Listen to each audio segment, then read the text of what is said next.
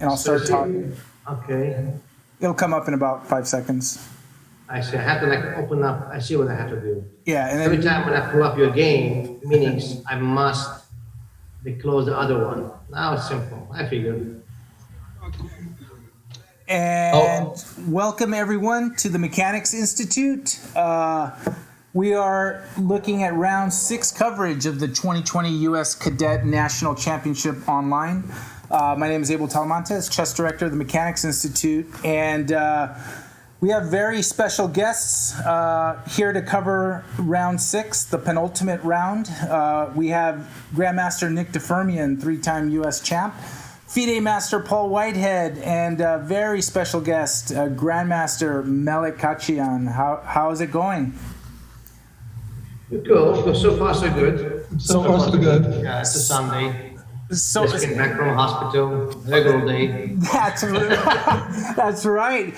So we asked Melik if he can help cover some of the games, and he said, "Sure. You know, I just have a hospital procedure in the morning, but I can come in the afternoon." We're like, "Are you sure?" And he said yes, and here he is. I take it everything went well. So thanks for joining. And to catch up people on where we are at the tournament, Christopher Yu is in clear first with 4.5 out of 5 in this tournament. He's a full point ahead of International Master Arthur Gould and International Master Justin Wang. But Justin Wang and Christopher Yu are playing in this round, so that is the game that you see before you there. So Justin needs to win this game to take a share of first, and the winner of the Cadet is going to be decided by tie breaks if there is a tie at the end of the tournament. So conceivably, if Justin wins this game, he may have a more favorable tiebreak. We do not know for sure.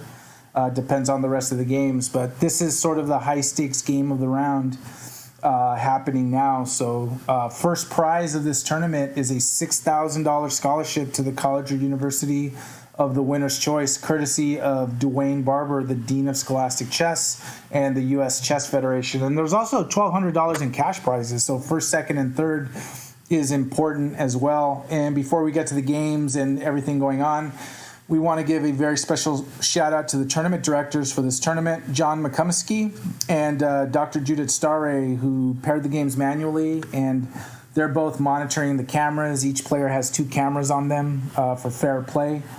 And might as well give us a shout out to Dr. Ken Regan, who round by round has been scanning the games for fair play. Everything has been solid so far. So just getting all that housekeeping business out of the way. So jumping right into the waters, Justin Wang in the last round drew his game against Christopher Shen.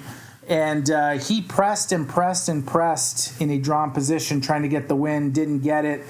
Nick and I were discussing whether over-pressing a drawn position may actually hurt him in this round and just, spending another half hour on a game instead of resting.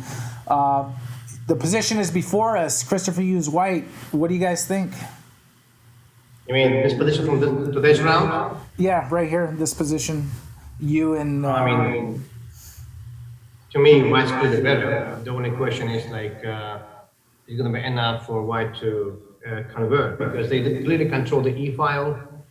I mean, somehow I need to find a way to use my C8 bishop, which, to be honest, I don't see it now yet.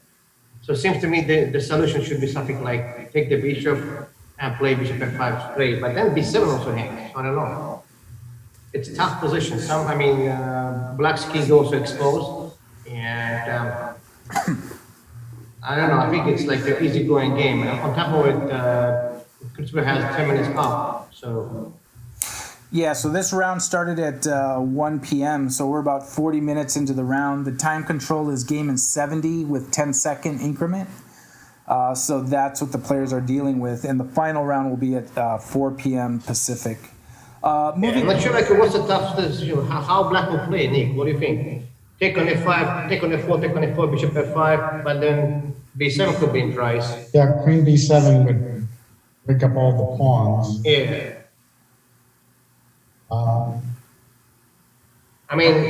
It looks tough for black. But I think no matter what, that's the only black's play, because I don't see myself playing endgame. I think it's endgame, it's absolutely bad. Well, could you try that end game? Like, take on F4, rook takes F4, trade on D5, rook F7. Yeah, but you're taking a risk, because I might pin your 8 rank, like the rook D8 or rook E8, jump inside. Yeah, and then I have to do something like B5 to. I might not have a time, because double my rook by 8 rank, right? Well, one rook is on F4. Oh, I'm sorry, yeah. So rook F4, B5, that's right. Then, yeah, maybe there's no solution. Take on F4, take on D5, and then play rook F7. But only white can be better. Oh yeah, absolutely.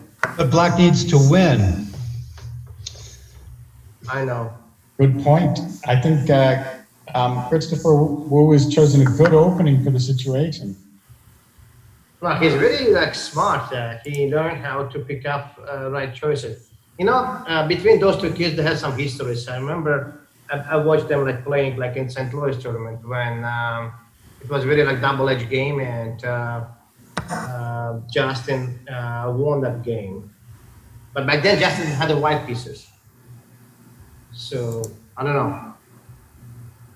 You're saying they're used to playing each other. Oh, they had a history, yeah.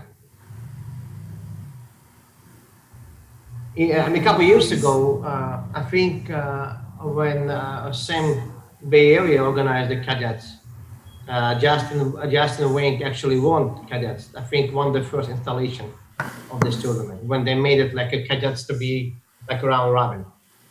So, and then they both had been invited to play some Grandmaster Nom tournament in St. Louis, which I also had privilege to play. It was called something like Classic, I forgot. Was it a Winter Classic or something like that? And in the very first round, they had a very strange game. Christopher came up with some strange opening, other kind of defense. He loves to play, sometimes experimenting. And it was a tactical battle. And Justin, I believe, pushed Christopher to the time pressure, and somehow in time scramble, he made a mistake, and then he lost.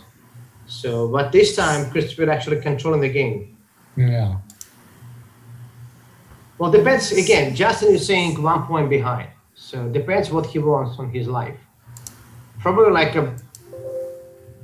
the safest path for black to try to survive. It probably take on D5 and play rook F7. I agree with Nick. It still gives white advantage though. Yes. Black is suffering no matter what. Yeah.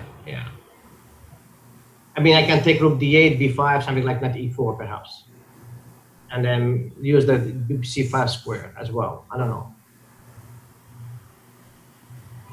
Let me. Yeah, go ahead. All right.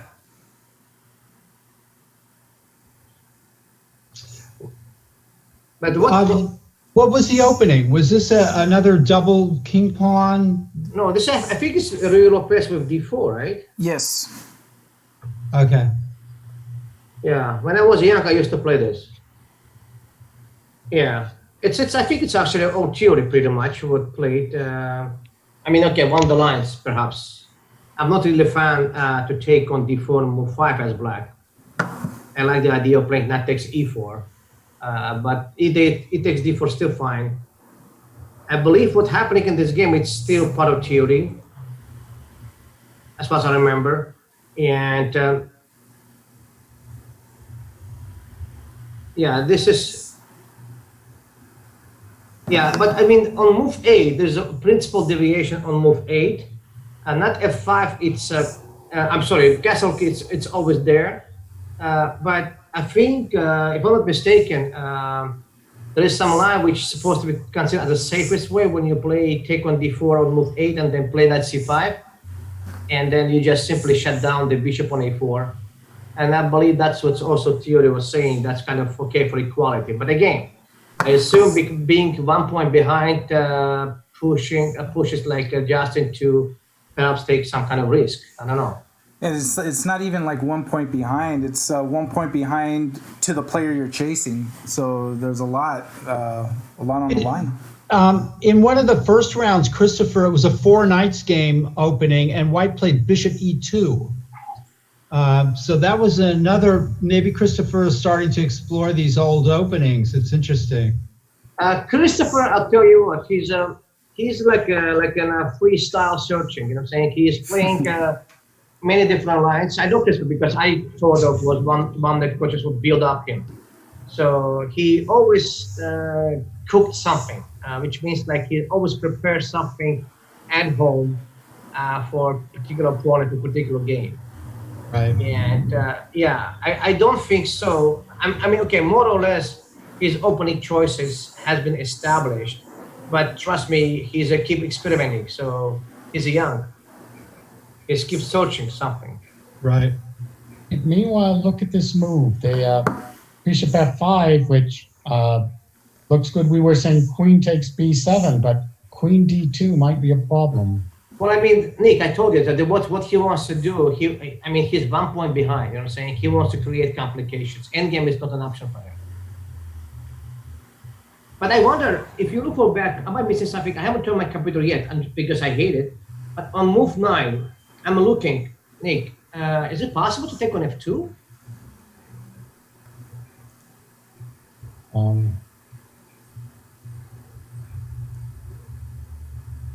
I'm having trouble going backwards. I don't have the game up that you do.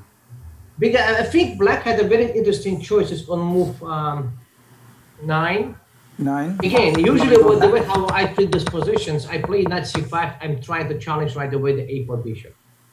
So like knight c5, whatever, take on c6, I'm out of Berlin. But concrete, I haven't checked with computer yet, but knight f2 seems to be a very interesting move.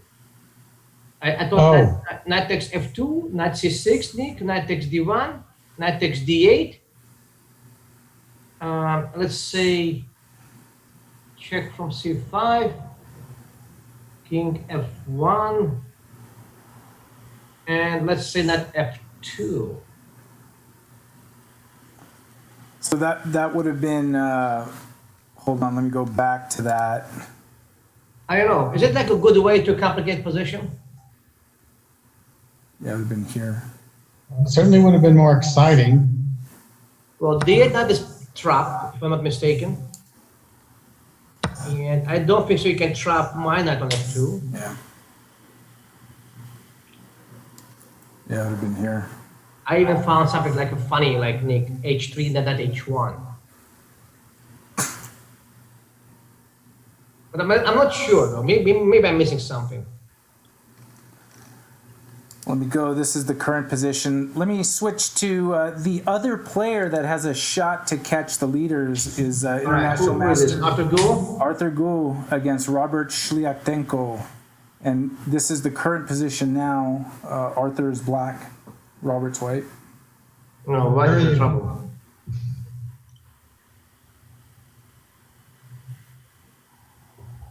Has somehow got the queen side going very quickly. Yeah, I think it's just hammered on the queen side. Seems like it. What do you do Yeah, against that's the trouble. This young man also, my good friend, and I love him so much, Robert Shliatenko. But I told him many times he needs to somehow stop playing those questionable opening lines, I would say. I don't know what happened here. He played, well, he pretended to be Magnus Carlsen, queen d4. Here you go. But Magnus played, you know how the Magnus played. Magnus basically played, yeah, that's exactly Magnus style, what he did. I think he needs Magnus here to help him defend the position. No, I mean, that's the Magnus. You know, funny like that. The other day I was watching Magnus playing on the Bantam Blitz, Nick, and he was saying, well, let me try something which I have never played before.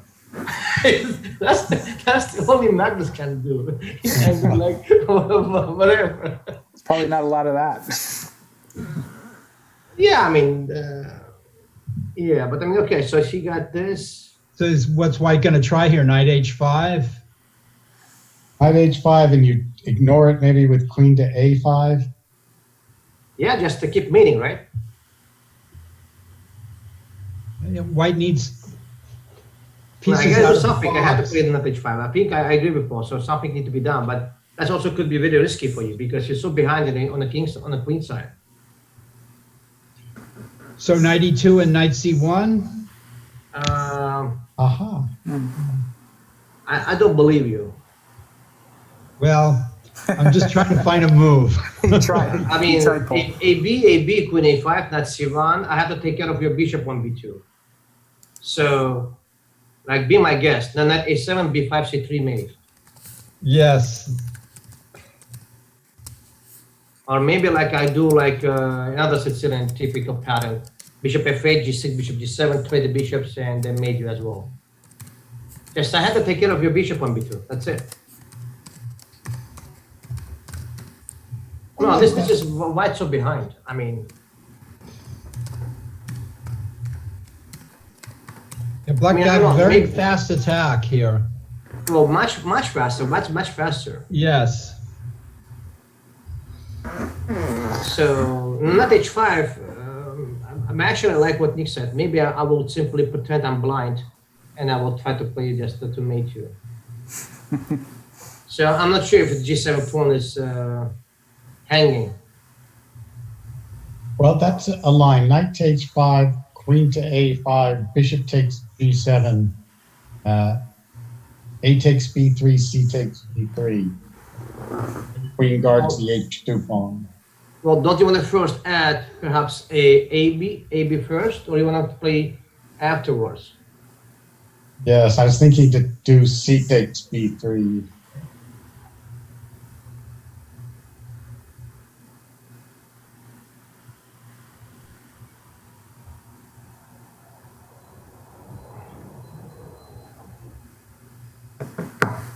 Yes, it's something's going to not work for the white side.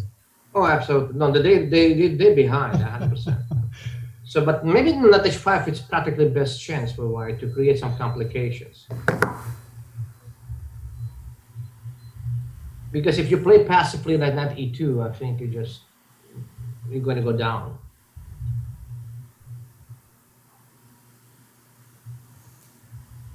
Let me flip over to one of the other games going on. Yeah, between sure. Christopher, Yeah, let's- Christopher Shen and Max Liu.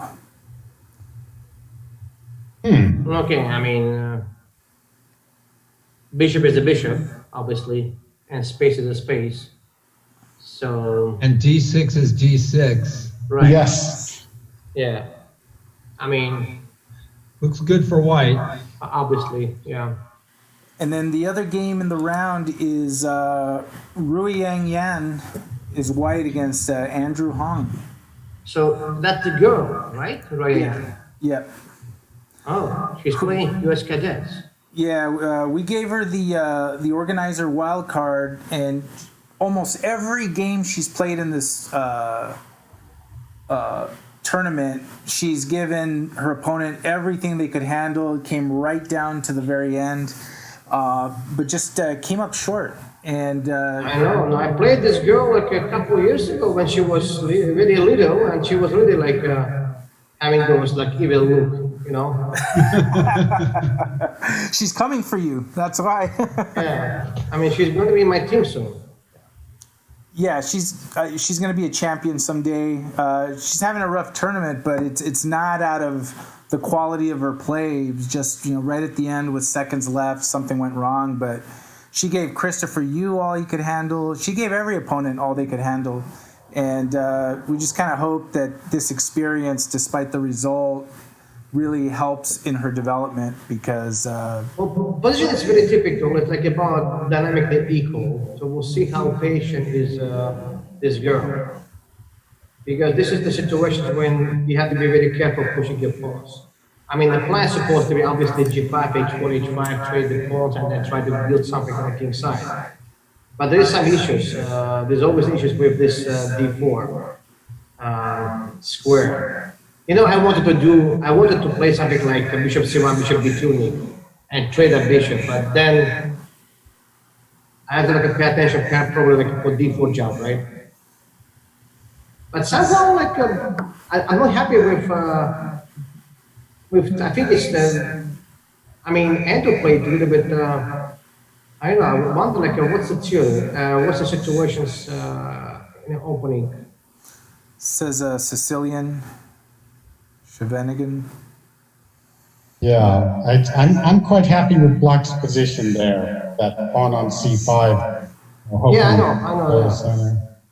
And also like potentially a5, a4 run. Knight b4, d5. But I'm unabashedly rooting for Rui this game. Yeah, me too. Go, Rui, go. Come on, you can do it. Want to see her get on the board? Sorry, Andrew, I just have to do that. So Andrew is how many points behind? He is currently sitting at 2.5. So he's two full points behind the leader. Even score. Yeah. Oh my gosh, so bad for him. Yeah. He's had a lot of draws. He drew Arthur and Justin. Yeah, this kid's supposed to be like growing faster, because he's already late. And going back to the big game of the round here, this is where we're at now. When we were doing the preliminary drawing of the lots, it looked like Christopher, you wanted to just jump out on the screen and start playing chess right there. He was very eager to play. I could see it. Well, I think that's only his feelings. Everyone wants to jump to play the game.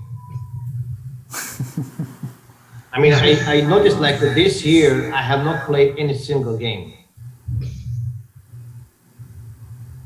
Not one. Not one. Even over the board. Not one. Somebody's asking in the chat, what does it mean really late? I think about Andrew.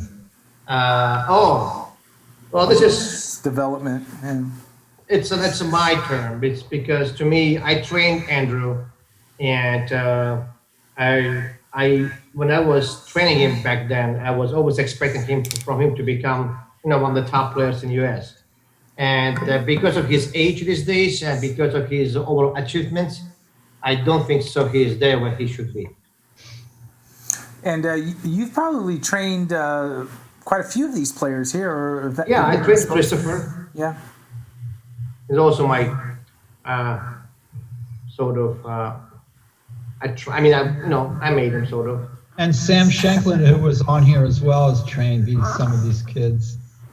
Well, Sam is obviously very popular these days, yeah.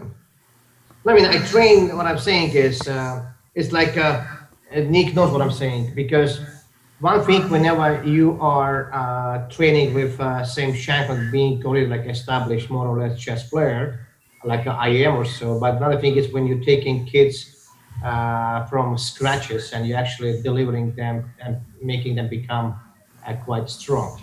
So I guess every coach has his own specialty. You know what I'm saying? I mean, obviously I can train also the high. I have like Annie Wang. I have sometimes I've even stronger kids to train, but those are more or less occasionally. But mostly what I'm focusing personally is taking the kids I like to do it like from 1800 to 2300 approximately. So this is the area where I really like to work myself most. So yeah, I know those people, I know those kids who they are. I'm still expecting from Andrew to become more what I knew Andrew. So, but again, according to what I see, he's quite late. And don't forget, if we talk about not just a national level, because those kids to me, they are a prodigy, they are our assets, future. And if you're going to compare, let's say, our future, our assets to, let's say, international, then we are behind. That's interesting because John Donaldson was saying that we had this very deep bench. Bench for what? For Olympic team, yes, but not for youth. Oh, okay. Interesting. Youth need to be, these days, youth means like 14 years old grandmaster. That's what it means, youth. For boys. Wow. Average 14, maybe 15. Yeah. So how do we get there then? I mean, we got to start with the kids that are 5 or 6 now, right? Or something like that. Now, how do we get there? Obviously, this first comes from your genes, from your talent, and obviously hard work. because things right now change. This computer obviously makes a big impact, big influence, and these days, like memorization is very important process of the game. And yeah, I mean, I don't know. No, we have a very bright kids. I mean, those kids are very bright. I mean, I still believe Christopher Yu has a chance to catch up. It's kind of funny to think of. And also, by the way, I do know this Justin Wayne. I played him. Kid is fantastic, but somehow this particular kid need to work on with his confidence. I told even the parents because he's a brilliant tactician, but somehow he's backing down in a lot of opening choices and trying to be too academically, too solid. And I think kids these days not supposed to be solid. They're supposed to be just like a winged, brutal, whatever. Creative. Forward. Yeah. I mean, but all that is really coaching because the coach has to tell the student that you have to play and behave outside of your normal comfort level. Perhaps. Right. So to me, first mysterious move is Queen A7. Oh, so Queen D2 was a threat. That's the problem. Yeah, Queen A7 is a nice move, I think. It Oh, so covers- Queen D2 was actually nasty. Well, then would have come Rook to E7 check. So which makes me think, Nick, could I play actually Queen D2 straight? Well, same move, Rook E7 check. Oh, so you have time to make this intermezzo. And then let's say King H8. Aha. Oh, King H8. Okay. And of course, for every of the other viewers, Yeah. the grandmasters are talking about a game that's no longer on the screen. Yeah, because it was interesting, like development. What if Black played something like Queen D2? So And that looks like. I think the problem is I play Rook E7 check according Nick, and I play something like G3. So the viewers know that are watching the Twitch and are watching the Robert Shlaktenko Arthur Gu game. Nick and Melik also have access to the other games, so I think they were Yes. analyzing the other games. And I had a tray fall over here, so all kinds of chaos happening. But we will get right back on track. So Melik, for the viewers, we'll get back to the current game on. But I thought that Rook E7 check, King H8, we could even go Queen E3 and go into a good end. Is this I the, mean, is this the with Christopher A7 I Yu game? understand. What I'm saying before, well, people Yes, Abel. Yeah, let me just I go back thought to like that. Queen D2 was an interesting idea, but I guess back then it didn't work because Queen takes B7, Queen D2, Rook E7 check, King H8, and then G3 seems to me very simple. And I control this main diagonal. I still have to deal with the Bishop H3 move more or less, but I think that's okay. So that's why Justin played Rook B8. He wants to like make sure the queen doesn't stay on the diagonal. And in case if you go Queen F3, then I pick up the pawn on C2, and I'm fine. So it looks like Queen H7, that's the only move. So now the question is, Black has done well to make it a bit complicated, I think.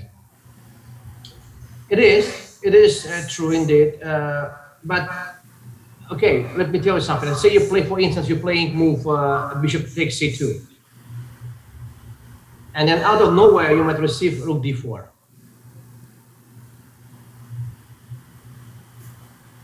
I don't know. I'm just, Black is in some difficulties. Yes. yeah.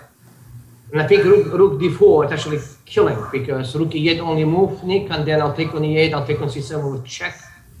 And that should be it. Followed by H3, simple. Maybe Rook B6 here, keeping the queen out of the game. I don't believe in such stuff, but maybe. I mean, I don't know. Rook b6, by the way, Paul, I can typically do like Christopher stuff, knight d5.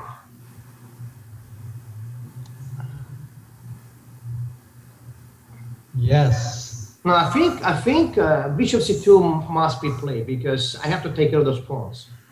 So it's actually like a very straight line. Should be like a calculation. So something like bishop c2, rook d4, rook e8 only move, and then I must either go rook e8, queen c7, king h8. So b3, I'm going to give it back. Yeah, looks like no matter what, that's the only choice for black to deal with. But I have a feeling there is some tricks there, could be. Like rook d4, rook e8, rook either e3 or rook e2. Or after the rook d4 move, maybe black can calmly play queen c8. Really? Scary. Yeah, it's everything worries you, but queen Okay, c8, what about rook e7 check? rook f7. Oh wow. Rook d7. Look at that. He rook plays my e6. move. Rook d7 because d1 got it by knight, so you can't take on d7. Yeah, Yeah, no rook background d7. mates. Yes. Yeah, you must play rook e7, king goes away, and then take on c7. I think it's bad. Yes, yes. But now knight d5, and I think game over. Wow. Okay, this knight d5 Looks strong. just out of nowhere. 95. Yes. I think game over after knight d5. You can resign. Oh wow. Well, when I'm saying resign, it means I don't see defense.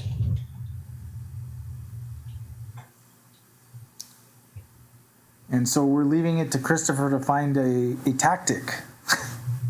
Well, it's not actually tactics. It's actually like a logical follow-up. Straight I up. mean, you must put the pressure on c7 because you don't want to leave your a7 queen like being there arrested. So you want to like rescue queen. It's like elimination process because there's two moves here logically for chess player to consider: rook c4 or knight d5. So rook c4, I have to like account like some kind of backbreak issues. I don't know, like a rook e6. I don't know, maybe. But knight d5, I think it's killing. And even Derek Wu in the chat, he saw that move earlier. And say hey to Andy Lee, who's also following in the chat. Nice. Let me check the Twitch. I need to get back to stream as well. So. Why would black play rook b6 and allow knight d5? There's nothing there, huh? Well, they missed knight d5. Yeah. And he wanted to cut the queen. That's quite a jump into, thin air. Knight d5. What a move. Nice move. Nick, in past 2 days, I played like probably like 50 games of Blitz. Now I see those jumps. I was so pissed because I mean my rating dropped like on lead chess like 23 something, and I can say, oh, this is a shame to me to have this rating. I thought you said you didn't play. Blitz games. Only Blitz games you're playing. Yeah, I don't play tournaments because tournaments. I don't trust those tournaments. But I do play Blitz. And I play Blitz between when I'm feeding my babies, at night. Well, you have a few minutes. Well, sometimes I have like half an hour or 40 minutes. That's okay. Or you go to the bathroom, play a bullet real quick. Yesterday, I mean, when my family went to sleep, I couldn't sleep normally, so I watched some movies on Netflix, and then I played some. Usually, what I do, I'm watching movies, I'm playing Blitz. So.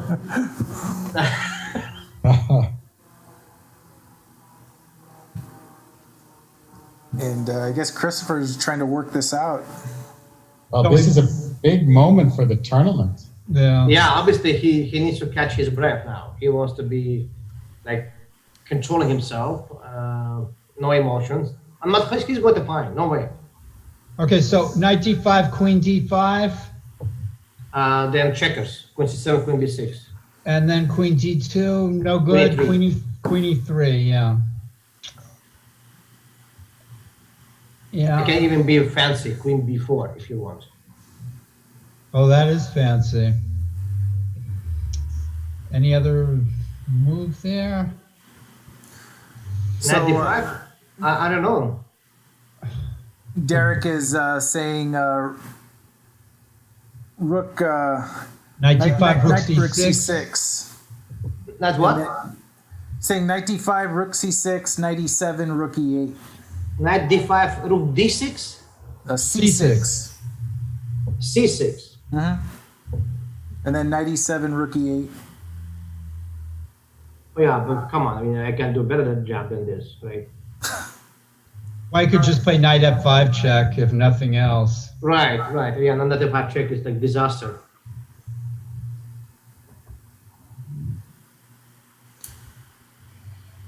So Justin used up a lot of time to get to this position, but now Christopher's doing the same because he probably senses this. Well, maybe, I'm telling you, he's perhaps like choosing between knight d5 and, oh, he did. I told you he's going to play. Played. Yeah. No, this is too easy for Christopher. I mean, Christopher tactically is super gifted. I mean, Yes. I remember like when I played him last time, because I built him, like I said, and when we played last time, I knew the type of position which Christopher doesn't like it, so I wanted to make sure I actually played those positions types. So. But for such play, I would never jump with Christopher. I know I'm going to get killed. He's going to find some swindle and game is going to be over. No, this is game over. I don't see that much to you. And it looks like Sztaray also toasted. Yeah, and if that's the case, and let me just go to that game here. If Arthur wins this game, there is a chance for Arthur to try to tie Christopher, but Arthur would be playing Justin, I think, in the final round. And e5 square has a knight on it. That's it. Attack collapsed. Bishop on b2 dead. Magnus upset. So Magnus doesn't like this. I mean,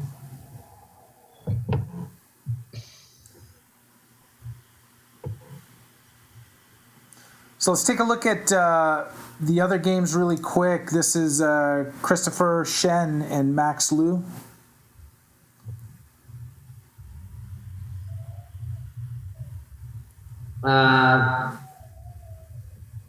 It's a game. well, at least Black found some way to maybe control d5. King c3. Defend a5. I mean b4 maybe. Maybe even take on a5. I don't know.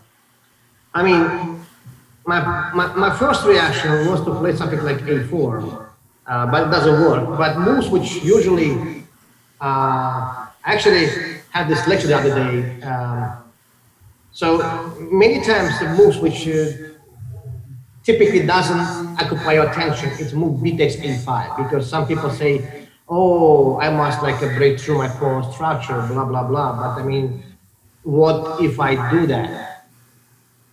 What if I play like a b8, knight c7, and a4? You'd have to go b4 to. And then somehow like maybe go for the pawn? I don't know. It looks like White has a bunch of nice moves here. All right, let me check in on Rui and Andrew. Here we are. But he doesn't play like king c3. King c3, knight c7, and then knight d5 with check. I don't know. Yes. So we're looking at the Rui Yang Yan Andrew Hong game. The last one, right? Mm-hmm.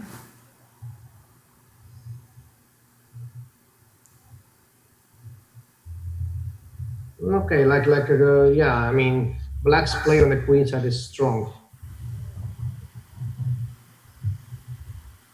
Okay, but maybe rook to b2 here.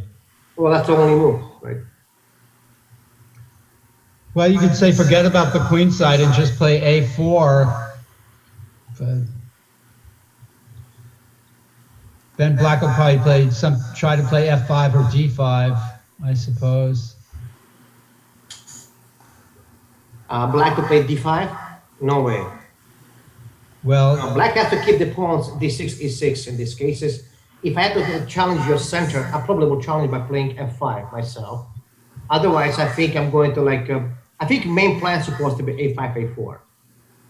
Like a typical pattern. right. So maybe I play like some kind of rook d2, queen a3. I'm not sure. Well, what if white plays a4 here and just says, Then I switch back to b3. yeah. I'll maneuver back. I mean, I don't know, like bishop c6, rook b8. I mean, prepare, obviously. And white has to try something on the king side, I suppose. No, I mean, it's still actually a double-edged position. I'm not sure, if Andrew plays was correct, because I think, Nick, tell me if I'm wrong. So let's say knight b4 was attempting, was maybe okay. I'm not sure why. But queen a5, I think it's a little bit misplaced. I mean, I don't think so. That's what I should be doing there. If you could force a4, you would gain a concession. But yeah, after rook d2, I'm thinking white pieces are in Now good I have to play like a queen a3, so that then they'll bring my pawn after me. I don't know. I think you can't really win the queen side by pieces. You must do like a5, a4. You must try. I don't know if I will play like knight b4, all those things. I don't like knight b4. Yeah, that's. I think it's just a wrong way. Well, Maybe like Andrew was thinking, I have some kind of trick with knight d5 or rook d2, like this counter attack, but I'm not sure. I think if you play too clever, you might be missing something like bishop e1, maybe, whatever, something like that. But I think if you play like no knight d5, I can at least play something like rook d3. I don't see like a threat of knight d5, so I'm not sure how to justify knight b5, knight b4, and queen a5. It's a wrong. That's what sometimes about what when some chess IQ, as we call it, your knowledge helps you to find the right plans. You don't need to reinvent the vehicle in such cases. You know the plan. The plan is clearly a5, a4, strike, create a trouble for b3, and then regroup and then attack the b3 pawn. Very simple plan. I'm going to switch back to Christopher's game because a move has been played, and Justin played rook f7. Oh, Look at that. wow. But doesn't that lose? No, a second. What I'm missing? And I'm missing queen d2. And also, Okay. knight takes I mean, b6 it's round. okay. We'll play checkers, Nick. Rook takes f5, gf, knight b6, cb, queen a6, game over. Okay. The point for everyone watching, Melik is saying knight takes b6, c takes b6, queen takes a6, and queen b2 hits both rooks. Forking And the suddenly rooks. black is winning. Unfortunately. But he's got a solution. First, just hit rook takes f5 first. Pawn takes, then knight takes b6, pawn takes b6, queen a6, extra pawn and better pawn. Shake hands. can black play queen d2 first after knight b6? Do I care? I mean, whatever, rook a1, some move, rook f1.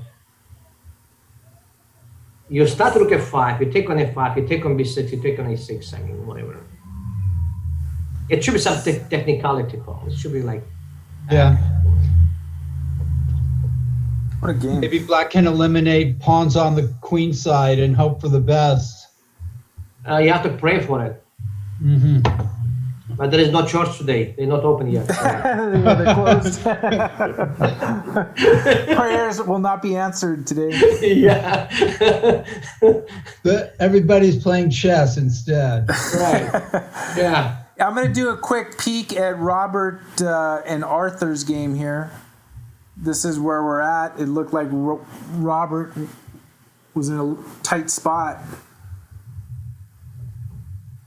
And here comes that bishop on to g7. Yeah.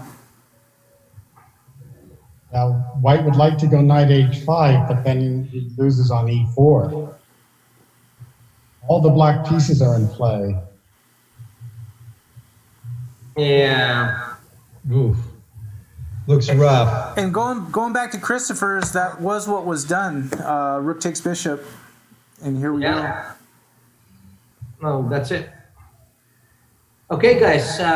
With your permission, I probably will leave you. Yeah, thank you very much for joining and covering round 6 and watching some of your students, what they're up to. And Now I know where is it. I mean, I probably will watch the last one as well today. Did they play one more round today? One more starting at One 4 more. o'clock.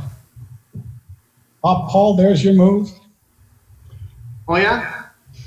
It's the best Oh, chance. right. Yeah. Okay, like, I guess, I don't know. Rook, what? The chicken way, rook F1. Cluck, cluck, cluck. I mean, secure with the rook F1. Make sure I don't lose anything. Keep what you got. Yeah, maybe it's actually the best move anyway. Yeah. That should be technical win, like I said. Should be. Well, we'll see if he can Black close wants this to out. eliminate the pawns on the queen side. And Right. No, I agree with you. Like rook F1, CB, perhaps like queen A6 first, queen C2, and then queen B6, queen B2, extra pawn. Yeah, drawing hands, no problems. Should be winning. I don't know. Yeah. But I mean, should be better. I mean, I can't say winning, but good chances. Certainly Yeah. not losing for Christopher Yu. Absolutely. Great place to be for him. Thank Okay, you, guys. Melik. Enjoy. I gotta run. Take it easy. Thank Yeah, you for thank coming. you. That is Grandmaster and FIDE trainer Melik Khachiyan hanging out with us despite a medical procedure and came and Of provided unknown commentary. origin. It's tough. Hey, we're strong. We're chess players. The strongest. Is it chess players or is it the Europeans? Both. Is it both? Thanks, Melik. Have a good All right, rest of the take night. care, guys. See Bye. you. All right. But when I was a young player, I would love to have had him as a trainer. I'll tell Oh, you. he's fantastic. I did the FIDE trainer seminar, and he was the instructor that I had most of the days. He's just a lot of fun, but he's really good. I mean, it's when he talks about training, it's not just about the chess, and I really like that approach because that holistic approach is really needed, I think, for some of these kids. Sure. Although there's nothing wrong with the old American ideal of just developing a one-sided, nutcase, crazy chess player, nothing else on his mind. That's Bobby Fischer School of Chess. The Bobby Fischer School of Chess. I was Paul gonna say Morphy, Pillsbury. There's a whole tradition. And then some players who are still alive, so I won't mention them. Okay, I'm trying to fix your name here while we're doing this. But yeah, that was amazing resource by Christopher Yu, seeing, Well, it's almost, you could almost turn that around and say an amazing resource by Justin Wang to avoid immediate destruction. Yeah. Well, I think what Justin gets out of it, he gets to suffer a long time before resigning. Yeah, this is going to be, I mean, it's tough to be in that position against someone like Christopher. I mean, that's got to feel tough. Someone that's not just going to give the game away, right? it's not going to, yeah, and White has every reason to just play on and, for many, many moves without risk. Right, and he's up and he's got plenty of time. Christopher does. Yeah. And And this is probably a technical win. I mean, right, Nick? Yes, Kramnik has the white side, over. Yeah. Let's check in on the. Or De Firmian has the white side. Certainly not Talamantez. Look at this with Arthur Ooh, the action. trying to storm in there. Really? And this is going to be really tough, right? Because A2. Removing the defender there with knight D3. The defender of A2. Gosh, A2. this is looking horrible.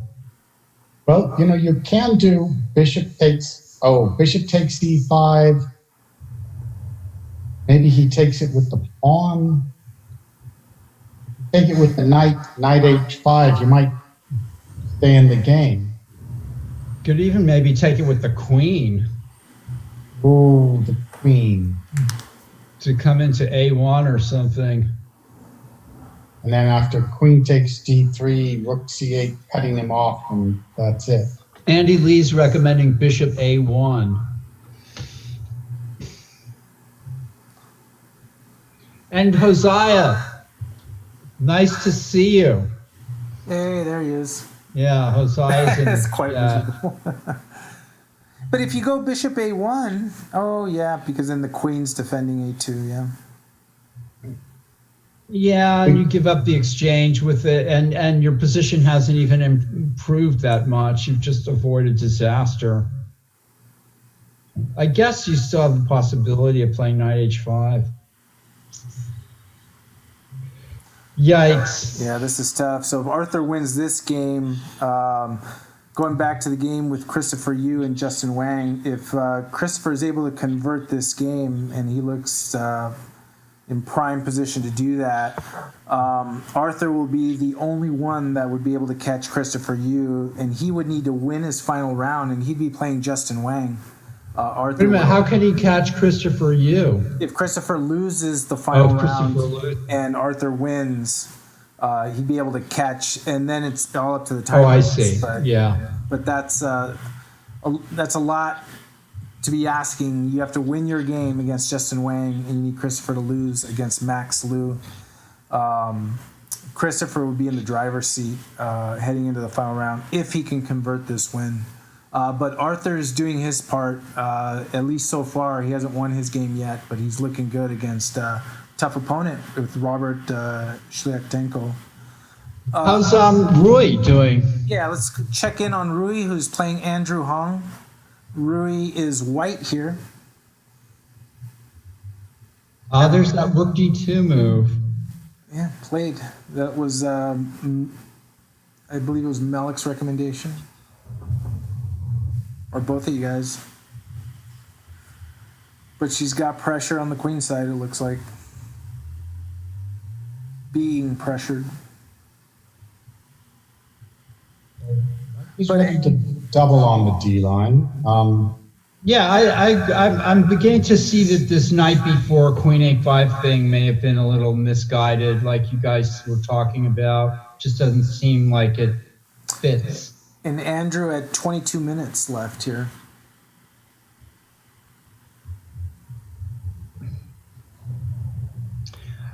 I always found that to be sometimes the case in middle games where if you don't find the right plan, you can drift and get into trouble with in just a space of a couple of moves. Like if something didn't go as you were expecting, and or you just made the wrong plan, and then suddenly things got a little difficult. You start using up a lot of time and trying to figure out the new issues. Let me flip over back to this game. Roberts played knight h5 here in this position. So giving up the exchange. If he can do that, there's some shot here. Yeah, because if he takes the bishop, if he takes the bishop, then the knight's hanging, right? Because if king takes the bishop, the knight would be pinned. Am I seeing that right? That knight h5 is the best chance. Yeah, you got to eliminate that bishop, or try to play knight f6 check or something.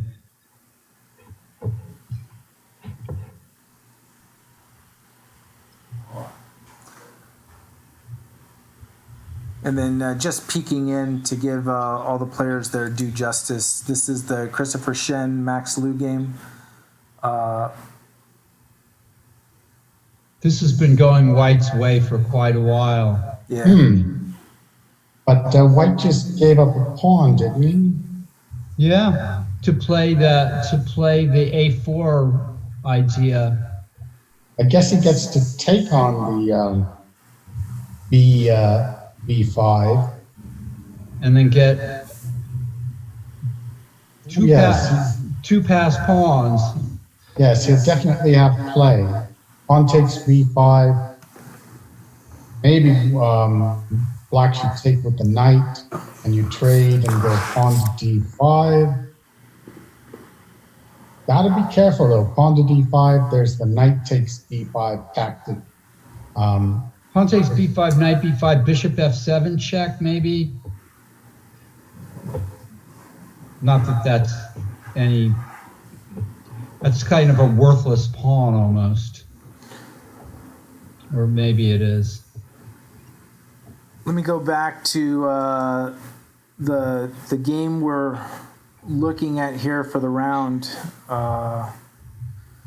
Christopher Yu has put himself in a nice position against Justin Wang, and currently Christopher is a full point ahead of the field for this 2020 U.S. Cadet Championship.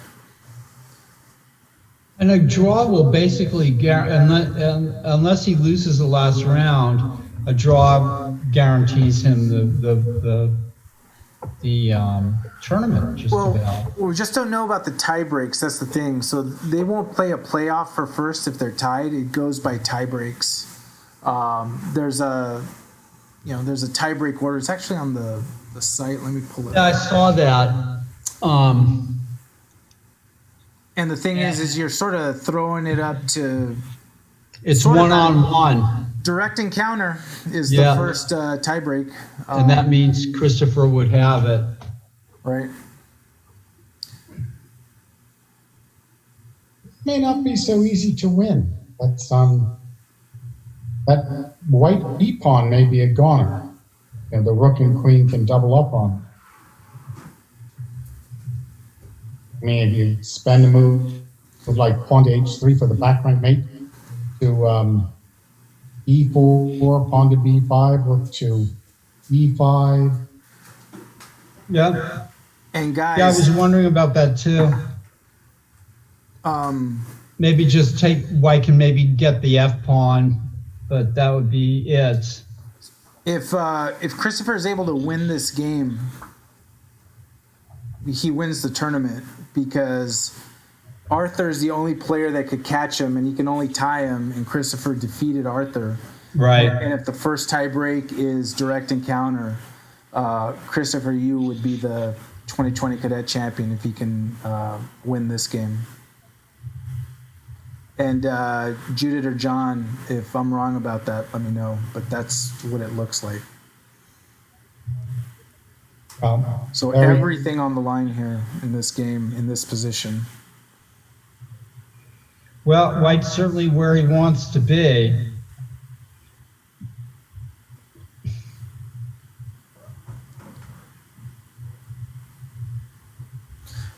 Going to the other game, we're looking at still no move yet from Arthur after the knight h5 move. Yes, I think Christopher Yu's going to think about that technical position for a while, and this game's a lot of fun. So, so let's say where the action is. Yeah, Paul, can you find a winning shot for us here? Fireworks. No, I was looking at knight takes b2, but then White's going to play queen takes b2, right? And then knight f6 check to shovel off that horrible bishop, like knight b2, queen b2. There's no discovered move with the knight unless because it would allow queen g7. Does that look at all reasonable? Bishop h8, knight f6 check. So maybe that's not good for black. So maybe just take a rook. Be greedy. Yeah, be greedy.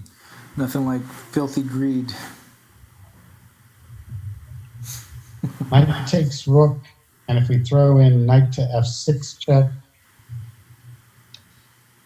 Well, maybe- oh yeah, knight to f6 check, and right. I don't think black can take so easily, right?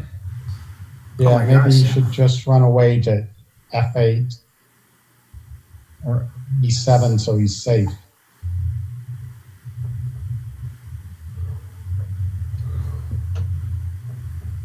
And then Okay. white takes back, and the rook and the bishop is,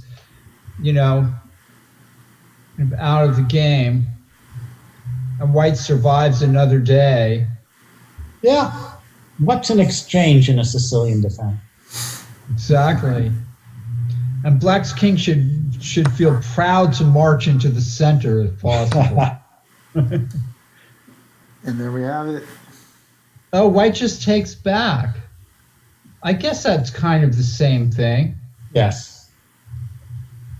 And now it's funny that bishop at g7 is kind of almost going to be useless after white takes it off or plays knight f6.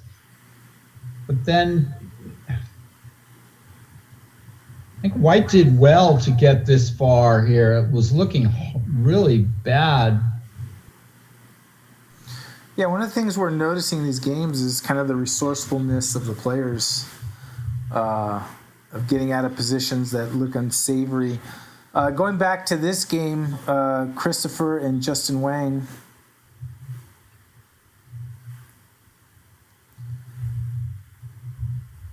And Queen C7 check is on the board. So should black come forward or step back, Nick? Oh, forward looks safer. King g6, pawn to b6, rook to b5. Yeah, what does white do exactly? Yeah, funny. There it is, King G6.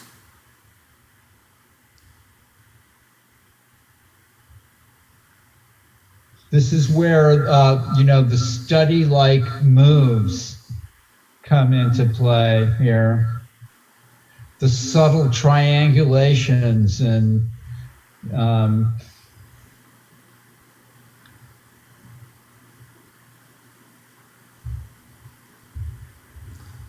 Wow, look at this game. So let me go back to the... white's hamstrung by the passive rook. Yes. Always fun to see Bishop H8 played in any kind of game. But that move, I don't know what it does because you can always go knight f6 check. Yeah, that's an odd thing for black to do. I mean, in a way, black should want white. I don't know. I mean, it's clearly. I mean, white, I suppose, could play. Yeah. Was white going to take on g7? I said maybe, yeah, and then knight d3 or something. Oh, I don't know. No, queen a2. Bishop h8 seems wrong. You're giving at least a tempo to the white attack. Knight f6 check. Yeah, you want to take it.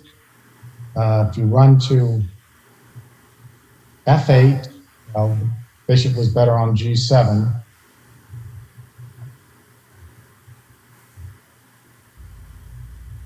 So maybe Robert's getting right back in this game. Yeah, white's going to have, some rook e3, huh? Oh, he just Trying to come wants- over the H file. This is a crazy game. So let me take a look back at this game here.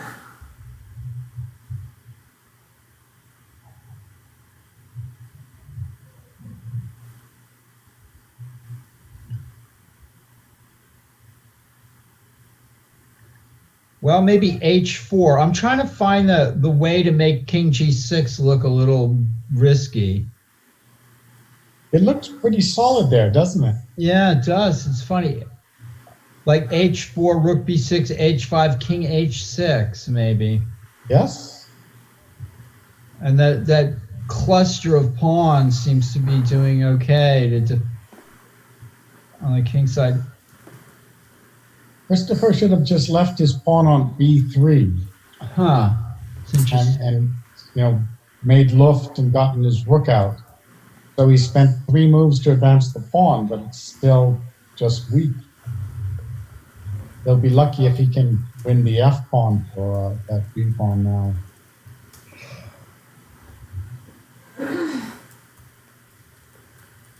What about queen c8 here? Rook takes b6, queen to g8 check, king to h6. Yeah. H4. Maybe that's at h4. So Andy Lee is saying that the rook on f1 is so passive, you almost don't notice any advantage. yeah, that's what we were kind of. So rook b6. Oh, I see. Rook b6, h5, king h6, queen f4 check. And he takes the pawn on h5, you take the pawn on f5 check, the king goes back h6. You can finally develop your rook. Right. All the pawns are even. Right, but black's king is a little insecure. I wonder if white can. H5 says Andy Lee here for black.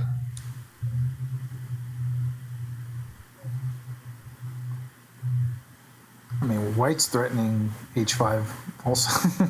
Yeah, it kind of almost looks like. I mean,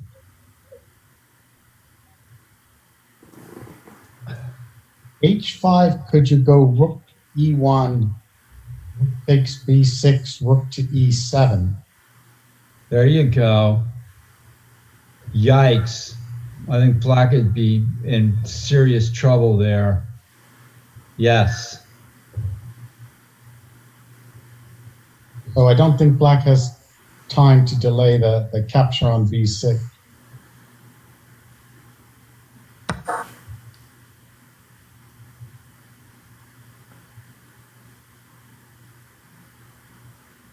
There was one other possibility there for black to play queen e5 instead of rook b6, maybe. There it is, h5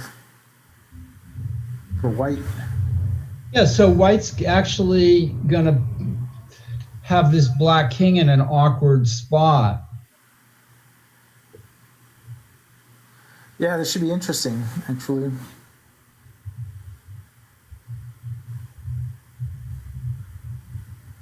We have a real possibility of a draw here.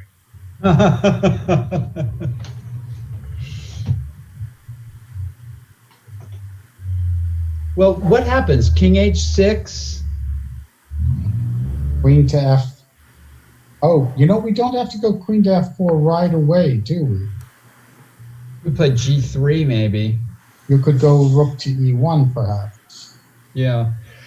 Black maybe instead of taking on b6 could have thought about playing queen e5. Because if this is going to suddenly be checkmate or some horrible thing like that, he's made the wrong decision by taking on b6. Yeah, here there's some very subtle moves may happen. Queen f4. Then king takes h5, queen takes h5, check, king h6. Maybe it's the same. Maybe rook e1 after that.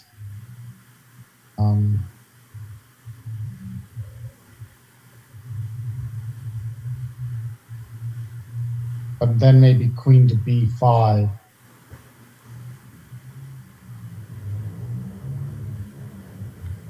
Wow. What about the Roy game? Let's see how Rudy's doing against Andrew Hong For people that may be just tuning in, this is the 2020 U.S. Cadet Championship 8-player invitational. We're in round 6 of 7. And here's one of the games. Andrew Hong is black against Rui. Oh no, something went wrong. Well, White has to try to whip something up with Queen E4 or something, or just got it. This is And the invasion of the pieces are coming. Yeah, knight c1 would be extremely passive. Actually, it doesn't guard the pawn.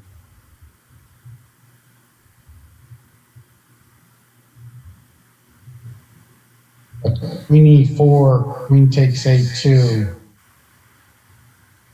Queen A8, Bishop F8, Bishop C5. Oh, takes e2 check, and maybe you're mating. Who's mating who is the question. Oh, yeah. That's a little bit of a fantasy variation, I think.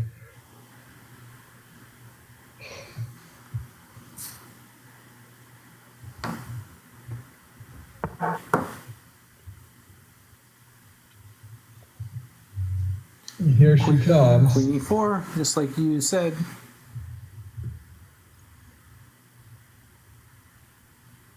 Oh, I think that would work for White. Yes. Yeah, because the queen guards G2. Well, I'm happy to do rook G2 check anyway. Get 2 pieces for rook. Right. But queen A2, queen A8 check, bishop F8, bishop C5, rook E2 check. I think you have king to F3, being aggressive, and Wow.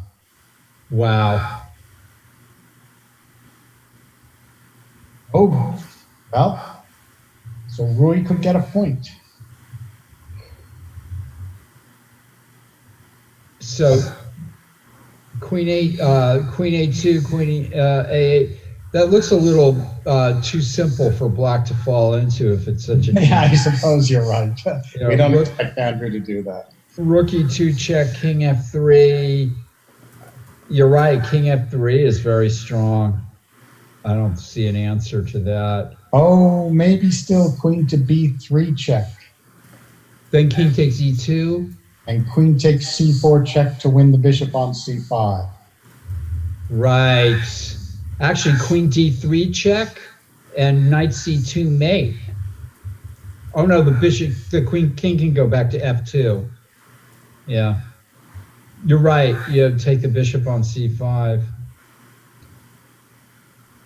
Well, that's a very risky variation for Andrew. I'm sure he's not going to do that. That gives White a tempo to move the knight on E2 to B3, help F5, or to come to E4. And who cares about a little A pawn? You know, I'm watching these games of Roy. I feel like, she she's like one tempo behind in getting her attacks going. So I think she should be a little bit more reckless, in her games and just kind of Just go for it. go for a move earlier, or something like that. Let me go back to the board 1 game here. Yeah, it's very interesting. Oh, okay, so White really didn't get anything here, I suppose. Although there's still the possibility of bringing the rook into the game. Black is close to a draw now, huh, Nick? Yes.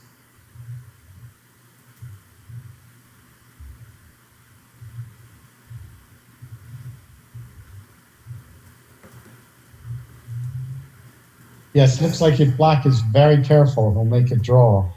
But I suppose the rook can go back to B7 and guard the second rank. well, where is that king going to go? If king h6, go rook e1 to try to go rook e3. Maybe king f7. Maybe king f7. Do we go rook e1 anyway? And then I'll go rook b7. But you're right, the rook can come up to the third rank, maybe. This is going to be still tough for black. Yikes. Should have a defense, but it's tricky. Let me go to Robert and Arthur's game here, which is this is kind of like the wild game of the round. Wow. So black decided to take on f6. And Wow, so what is happening here? wasted like a move or two by playing back to h8.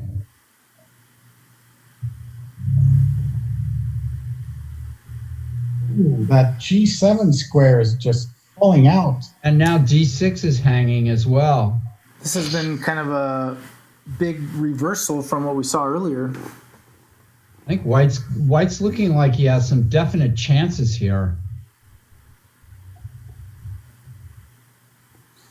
And this is a big game for Christopher Yu's chances, because if Arthur gets anything other than a win, he doesn't need to press on in his game.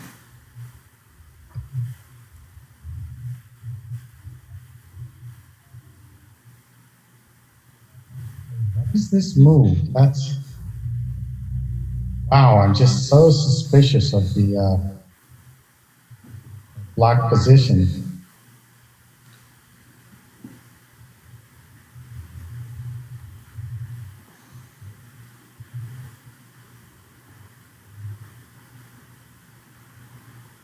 So, I mean, if rook g3, knight g6, Yes.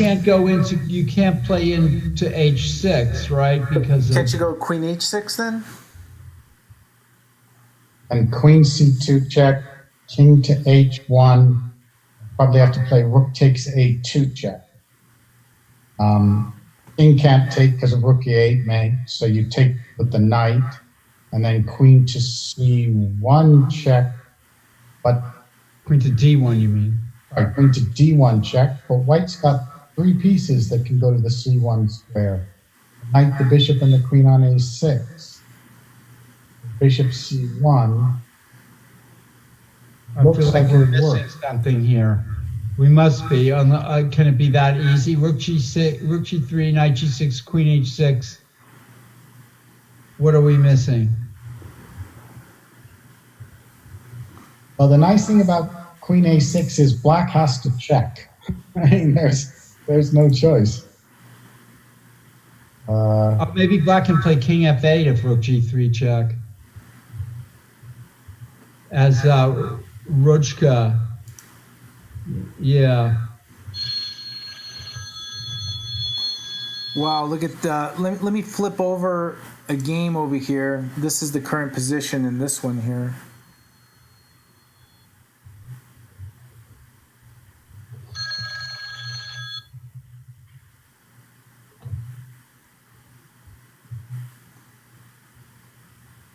Well, so white's got the 2 connected passed pawns, 1 extra pawn. So it should be very good, but can black do any tricks with the rook and knight? Well, black is starting rook d1 and rook d4.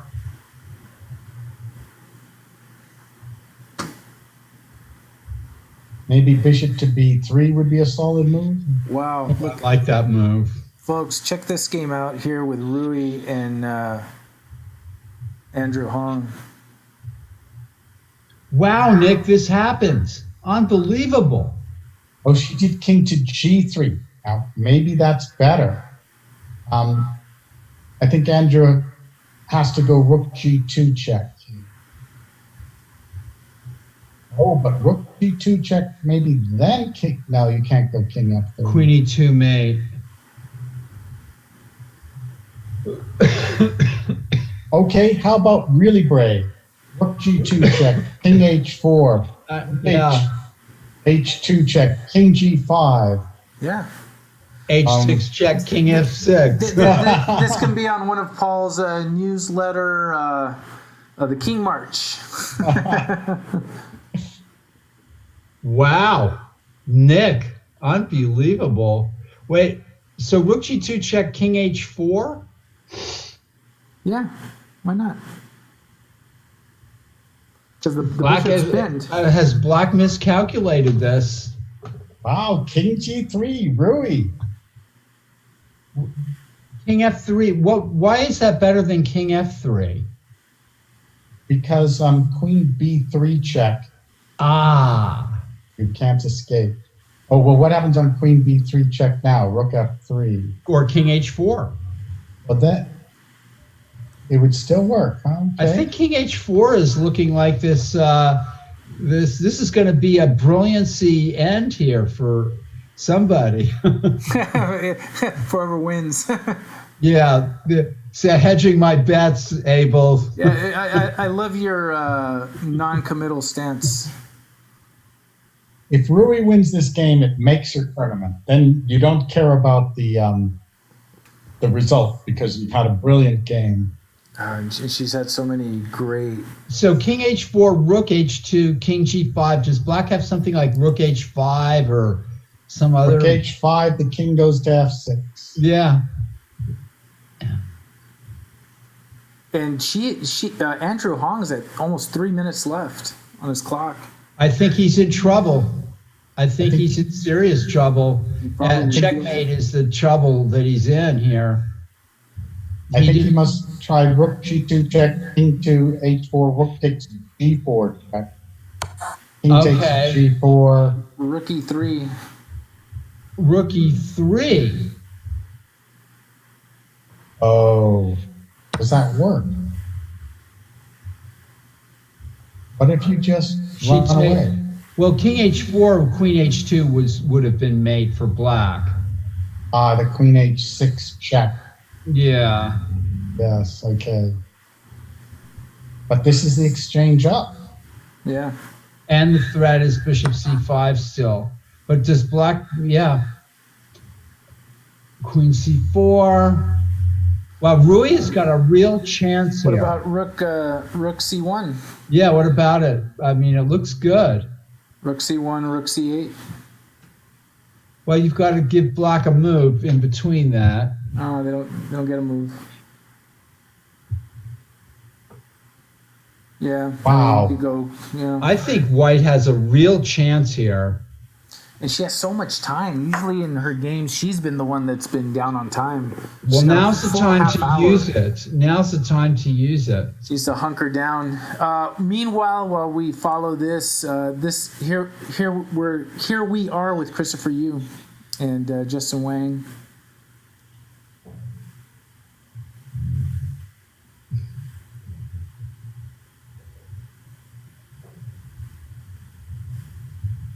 Yeah, it's tough to do anything here. I mean,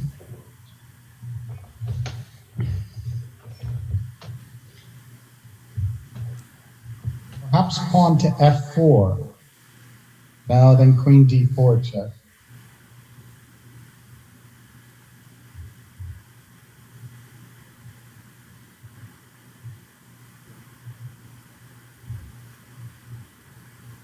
Seems Christopher's let this one slip.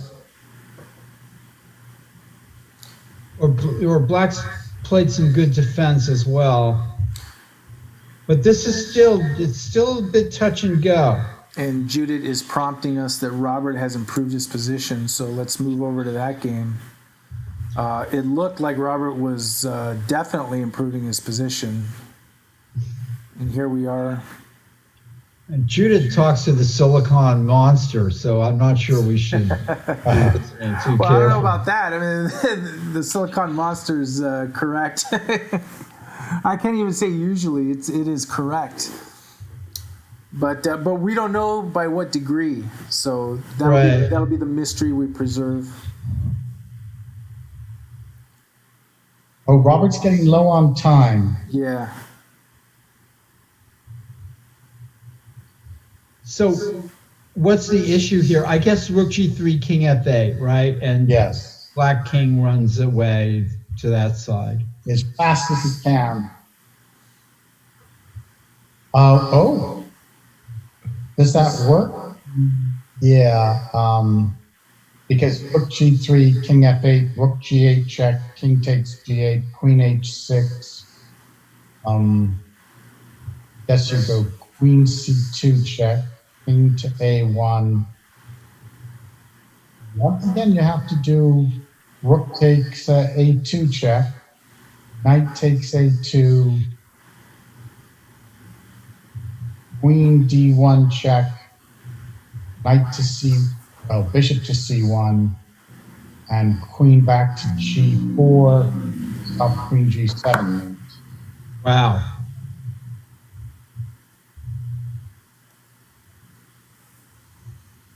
Oh, hard to play this with 5 minutes on your clock. Yeah. What the rook g3, king f8, rook g8 check, king takes g8, queen h6. Wow.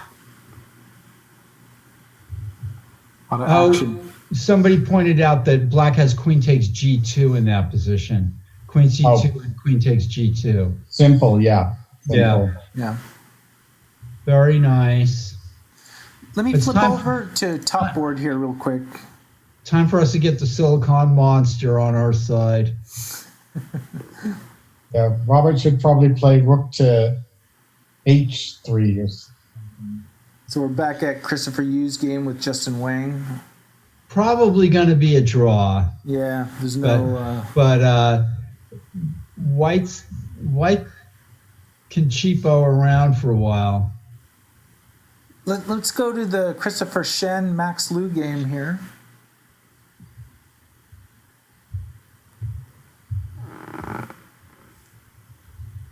This is shaping up to be a nice game for White still. The initiative has been with White the whole game. White just needs one move to get in pawn to d5. Yeah, maybe, yeah. Maybe king to c1. This is a- Takes. Even king up. This is a pretty dramatic round. I think this might be the first round where after 2 hours, all 4 games are still pressing on. And every game's got Action Jackson in it. I mean, here's Rui's game. Oh, yeah, this game. She is still, to her credit, thinking of what to do next. Here she is against International Master Andrew Hong.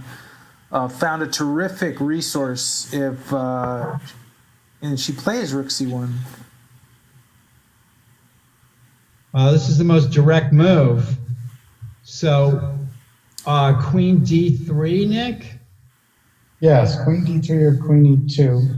Probably d3. But if Queen D3, can't she just play Bishop C5? No, it's pinned. Oh, it is pinned. Yeah, this has been a great round, I think. Really interesting. So what happens after Queen D3? Like King F2, but then the knight comes back to D5 and you start to worry.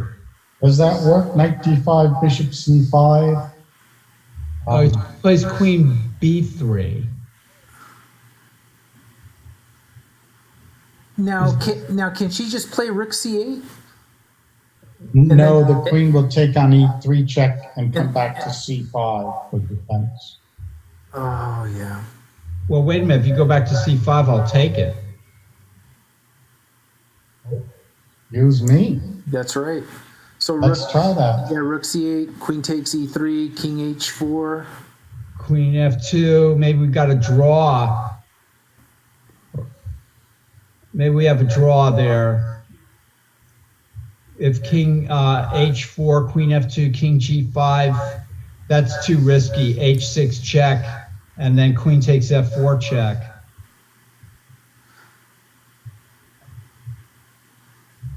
So maybe it's a draw, Nick, huh? Well, we could just say, how about queen f3? We're up the exchange. Right, exactly. There you go. Rook just saying H6 would be mate. Let me go. That's a good move. Yeah, I like that. Here's the Robert Shliaktenko and Arthur game. What's happened there? Bishop d4. Okay. Black could bail out with queen takes c1 check and wouldn't get checkmated. These are some terrific games for round 6. Yeah, this has been the best round I've seen. I was kind of thinking the kids would be running out of gas, but they're kids, for goodness sake. They got the energy, and they're bringing it on here.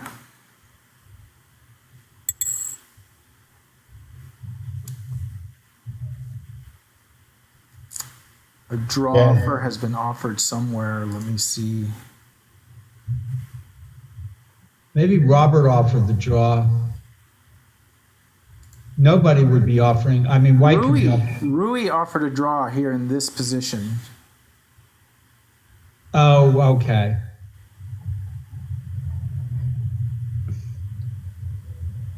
Well, that makes sense.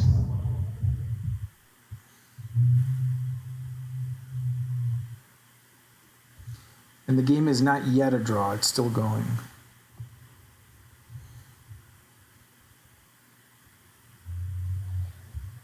Oh. I am really happy to see Roy get on the scoreboard here. Well, somehow she could have won this position. Yeah, maybe played back with the queen, like you said, rather. But you know, like. Do you think, Paul? I think you're gonna say what I'm thinking. Do you think if the tournament had gone a little differently for her in other games, she would have offered Queen F3 there instead? Because this is now a draw, I think, by perpetual check.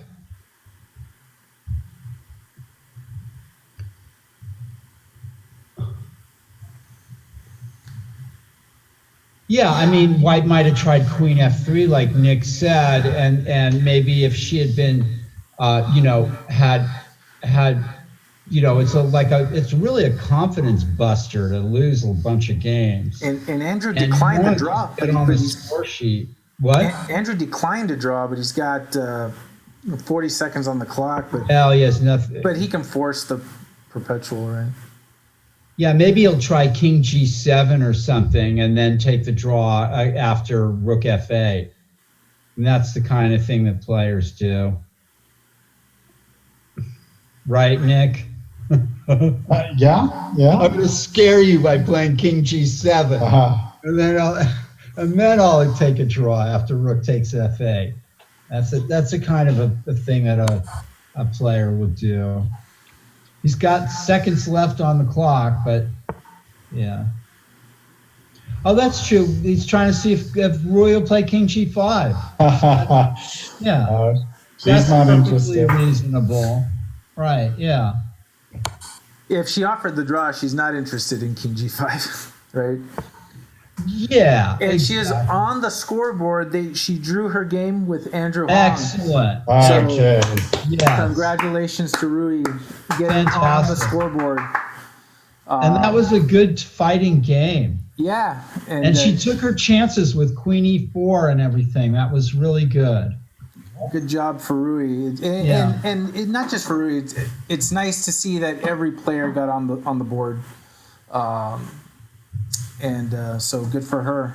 So let's go back to the action here of Robert Shliaktenko and Arthur Gould.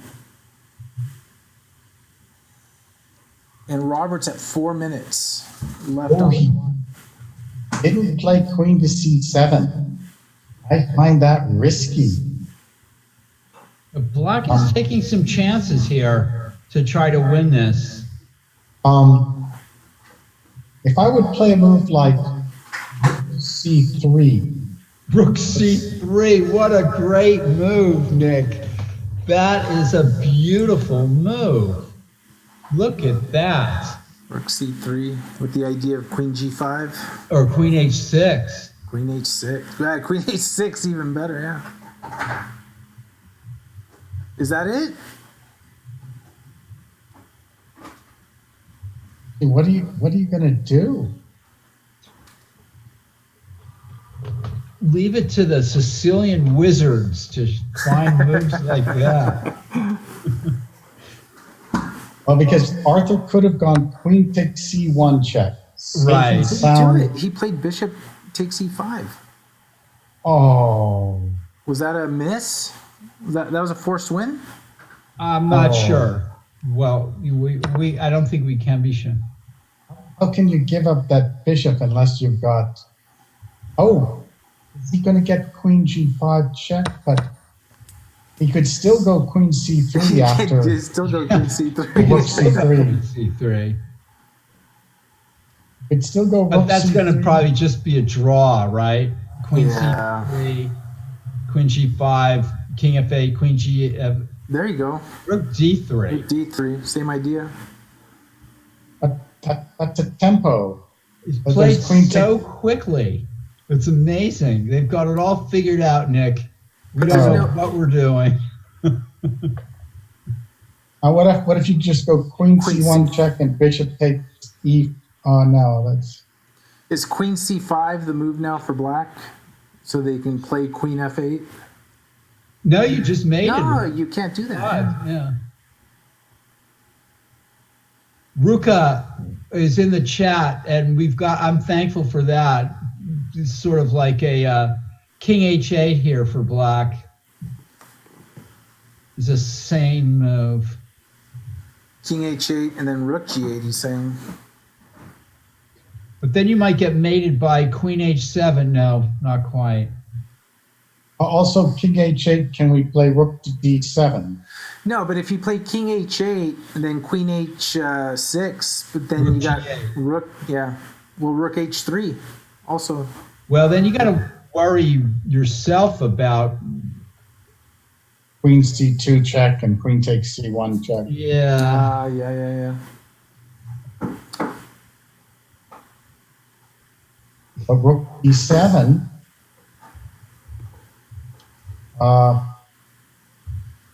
d7, gonna have to take on c1.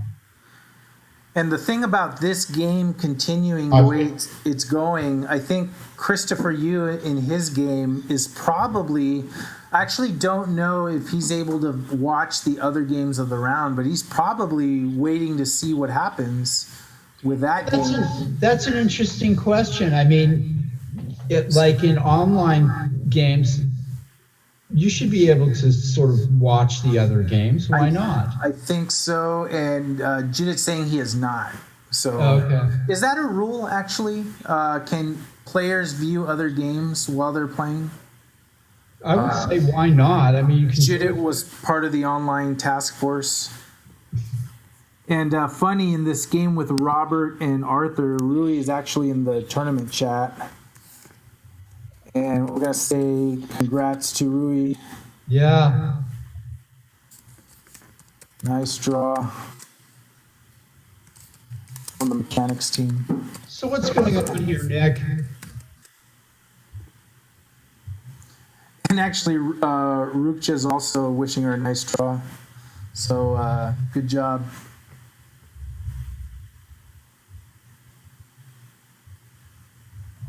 So...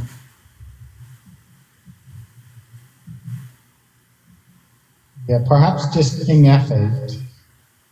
Oh. Let's check on the other game that's going on in the rounds. Christopher Shen and Max Liu. Here is the position.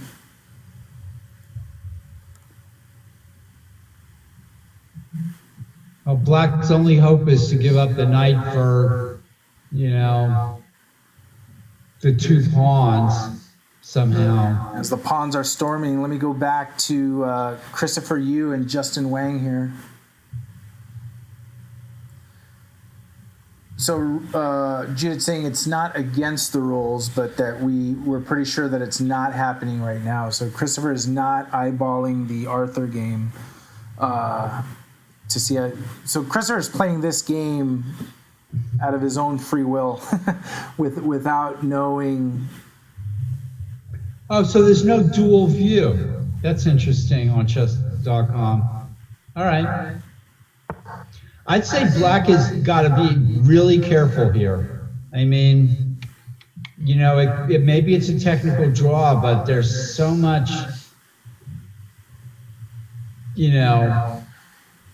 And just to explain what's in the chat, since the games were manually paired, it's not like this is part of a tournament where on chess.com you can open up a tournament and you have easy access to view the other games in the tournament.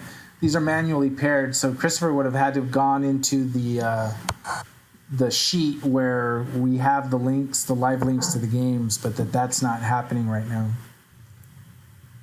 And FPod's in the chat saying in a normal chess match you can view other games, so you could probably do this. Just Christopher did not have access to the game link, which he would have had to have had the unique game link for the other games. It's an interesting thought, though. I mean, that maybe it should be something accessible to online players, but I don't know. It's so complicated. The whole all the differences between online and over the board play and everything. All right, so let's go back to whoa! Look at this.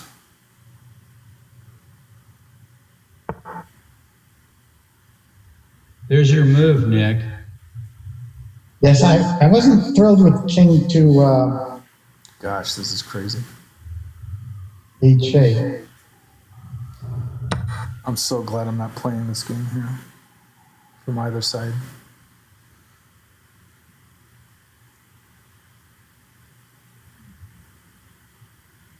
White, I mean, the players are just going for broke. Great game. This has been a really... White certainly had his chances, if not, wow.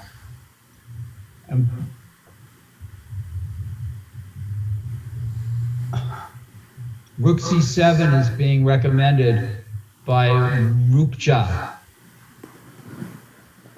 And welcome Samo Sidekick to our stream of the 2020 U.S. Cadet Championship. Robert is an FM. I'm seeing that in their tournament chat. If Rook C7, White could even trade and play Queen B4 maybe, but I'm not that he would want to do that. But yeah, would be even material and some pressure's coming off of White, and that F pawn is F pawn. The F pawn. That's why he jumped in. He smelled the F pawn. Something was happening somewhere, and like, yeah, there are 2 cameras monitoring all the players. It's for Samo Sidekick. Well, Robert has had some interesting games, and now low on time, he's made this game and this tournament very interesting. Yeah, Black has been unable to fully consolidate. So just to give people the idea of the stakes here, if Christopher draws his game, which it looks to Nick and Paul like that is the likely result, Arthur needs to win the game to prevent Christopher Yu from winning outright the 2020 U.S. Cadet.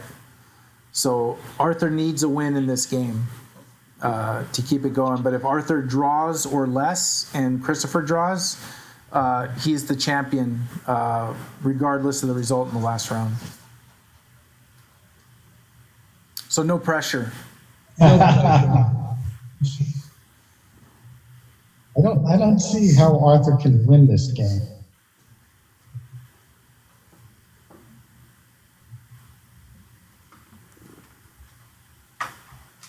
The D8 just loses to Queen H6. Rook G8 loses to Queen H6. And that's right, F pawn, because you beat Arthur earlier, that is the first tiebreak.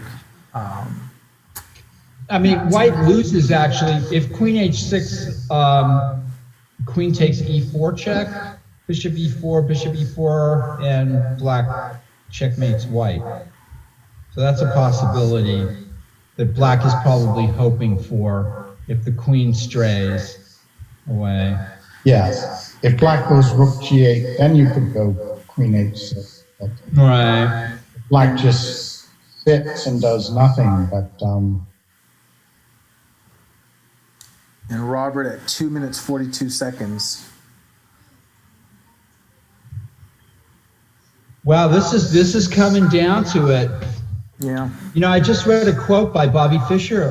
He said, they asked him, why didn't he get into time pressure? He said, it's not chess. Time pressure is not chess, according to Bobby Fischer. So all you time pressure addicts out there, that's coming from the chess wizard himself. And Rook this just looks lost for black. I can't find a way to make black's pieces work together. Rook f8 on the board. So what happens after Rook f8 and Queen h6, Nick? Queen h6. Queen h6, and then probably rook to f7. Oh, Rook f7, yeah. The knight could jump into d3.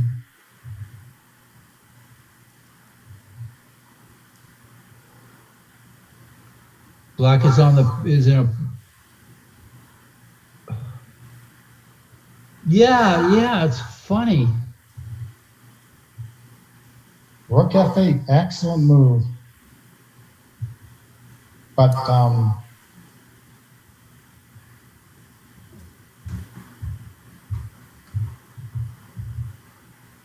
So what if rook takes rook, knight d3?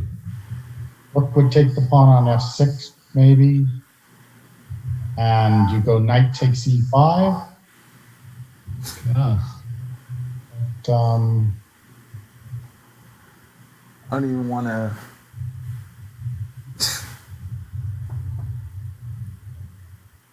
All kinds of craziness going on in the chat of this game.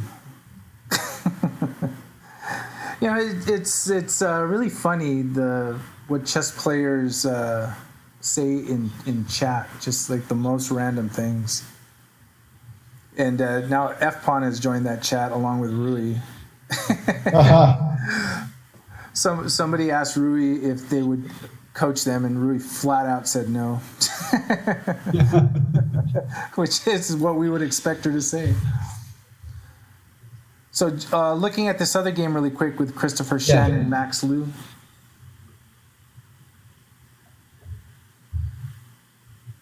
Well, all rook and pawn endings are draws.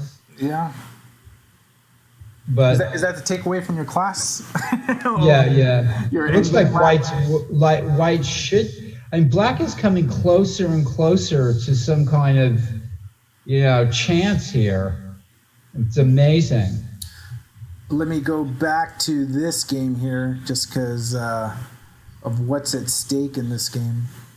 I think white can go rook e3 check in that game. Oh, Robert kept the rooks on, but rook takes f6 gets rid of a Then strong queen. attacker. Oh, and then you can't play queen h6. Oh, you could go queen to g5.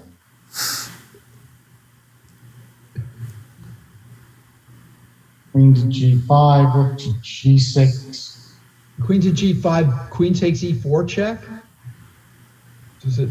Could it possibly work? Because you have rook f2 check? Sorry, you're looking at rook f6, queen g5, queen e4 check? Yeah. The king will hide on h1. Rook just saying rook Oh, a c8. yeah. Rook a c8.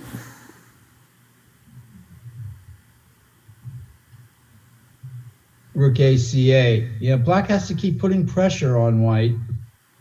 It's true. Maybe white needs a double exchange sacrifice to stay in the game. Black's finding some good moves, Nick. And Robert, E7, very interesting. 53 seconds on his clock, so he's really going to have to. Let me. We're checking in on this game with Christopher Yu and Justin, but Now, black is still hanging in there. A move has been played somewhere. Let me see. Yes, it's getting safer and safer. Rook AC8 has been played for. So that's a rook just. That was a good move, a great advice by Rukcha. So that knight finally springs into the game. Yeah, it was there for so long. Actually, White could lose control here easily enough. Wow, this is intense. Very intense. Knight e5 is a powerful move. Maybe you could play queen d6. Loses the bishop. Moving on to this game here, just really quick, because we have moves on the board. Black has played queen b1 check. Yikes. Well, White's aiming for rook g4 check. So There's no more checks after king g2. is trying to decide if it's king h2, king. So now what, Nick? If we stop that with queen to d1, have you got follow-up? Maybe queen to 8, hitting the rook and rook g4. Yeah, well, it's amazing. White's doing some magic here with minimal forces. Bye, Samo. See you later, Samo Sidekick, joining us in the chat. Thanks for joining us.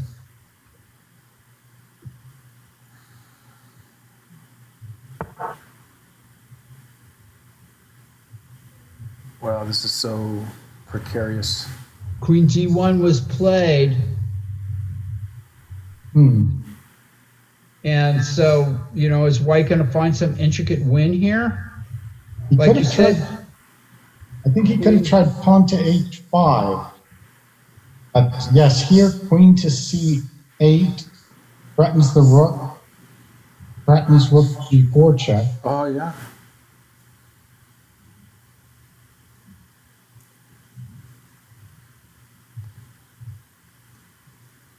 And still black has no checks on the next move. Black looks like he might be in trouble, but he's been in trouble in a way. I mean, maybe queen d5. Yes. And that's why queen e6 prevents queen d5. Get this horrible sense that the noose is tightening Wow, here. check this game out here with Robert.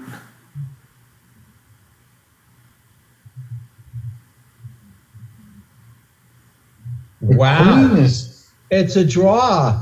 well, wait a minute. King to f8. Oh, wait a minute. Yeah, king f8. Oh, yes, no. Rook f7 check. King e8. Rook e7 check. And Yeah, you it's can't go still a king draw. d8. Wow.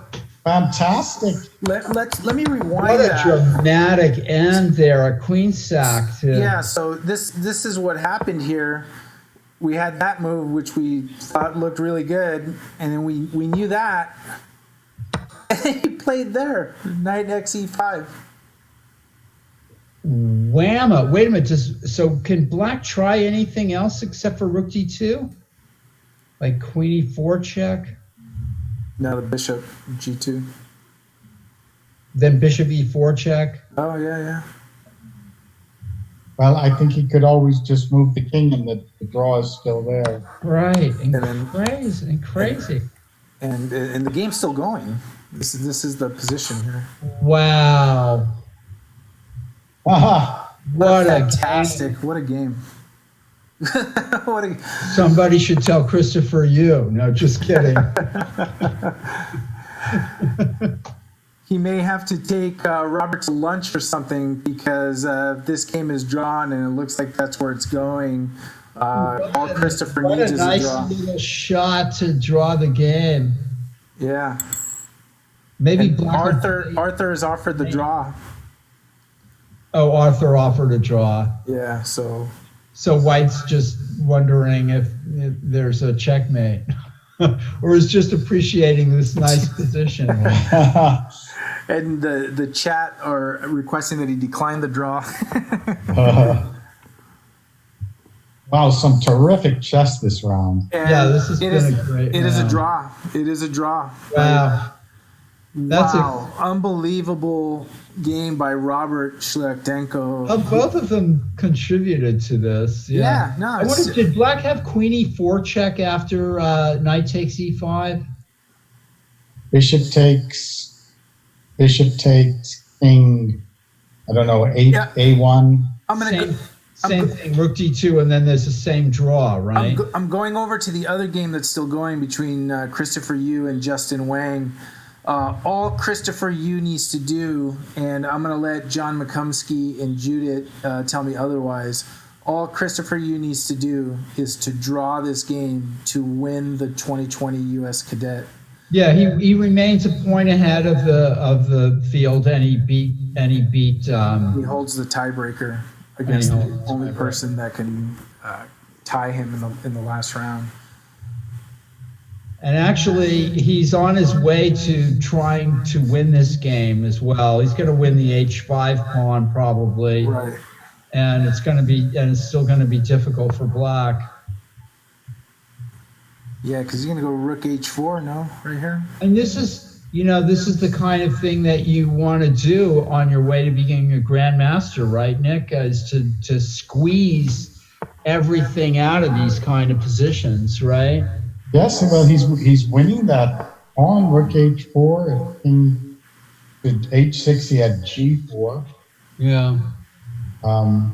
This is what you need to do to try to to get to the grandmaster level. You squeeze these positions And truly just keeping it all into his own hands, the result. Maybe G4 is right away just to try to. He goes Rook H4. Okay. Oh, now it's top. Isn't he just going to pick off H5? Black would be happy to lose a pawn if he could have exchanged queens, but doesn't seem to be a way to exchange queens. And in the other game, here. He's confused. Yu draws Wang right now, and Wang remains 1 point behind. Yeah, but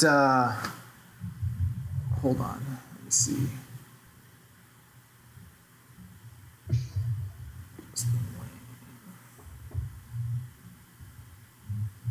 Yeah, he remains 1 point behind. Oh, yeah, that's actually true. If they draw their game here and Yu loses and Justin Wang wins, he's right.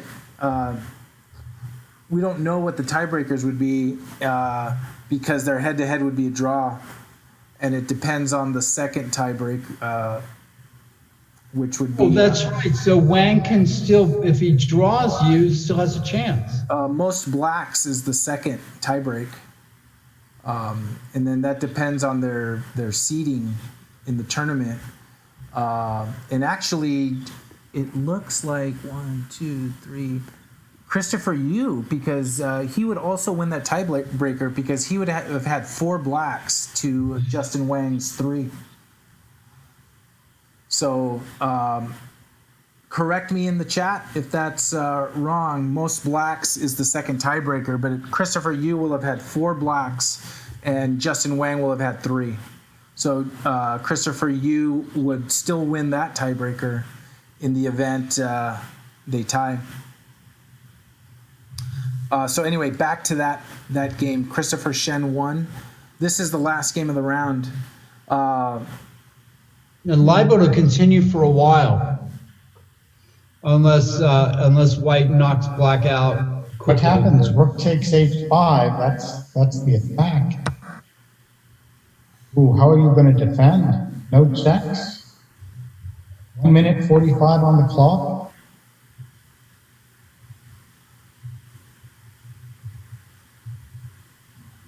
Oh, that doesn't look like it should work. Right? The H7 check, Rook H7. king to G8. No, that's not going to do it. Black is being resourceful here.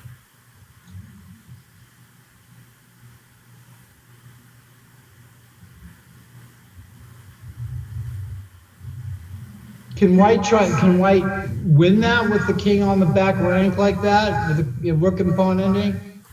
Not really. Shouldn't be, no. No, I agree. It's about as unfavorable for black as it could get, though, but still. Yes. Oh, he'd have certainly practical chances with this time control. Right. Christopher at just under 5 minutes and Justin Wang at 1:48 left on the clock. How about queen f4? Keeping an eye on the rook on c7. Oh, that looks powerful. And playing queen h6 check next. And also rook to h4 to g4. Yeah, the white rook has really been handled well in the lateral attacks, and I have a feeling that Christopher is going to find a way in here. It's one pawn, queen g4 check. Why? That's an odd. Your move was better. Funny decision to do that. Oh, that's now giving black some chances. Can you go rook c2 here? C2 no, will be no, a queen to e7 check. Yeah. Oh yeah, that would be bad. The tactics there. And remember, the next round starts in 20 minutes. Yikes. I'm going to take a break, Do that. if that's fine with you guys. And I'll be back for the next round. We'll see it. Same link. Or possibly join earlier than that. We're gonna start our coverage at 4:30. Oh, okay. Well, I'm going to leave my window open in case I have a chore, but I'll be see if I can rejoin you. Actually, just sign off because we're gonna be signing off until 4:30 when the round's over. Well, I'm saying that the round might still be going on. Maybe I'd be able to rejoin you. Oh, you can log out. I'm saying maybe I'll be able to rejoin you for this game. Oh, okay, yeah. Yeah. Do that. So I'll just stop video and You audio. do what you got to do, Paul. Dramatic last game of the this round.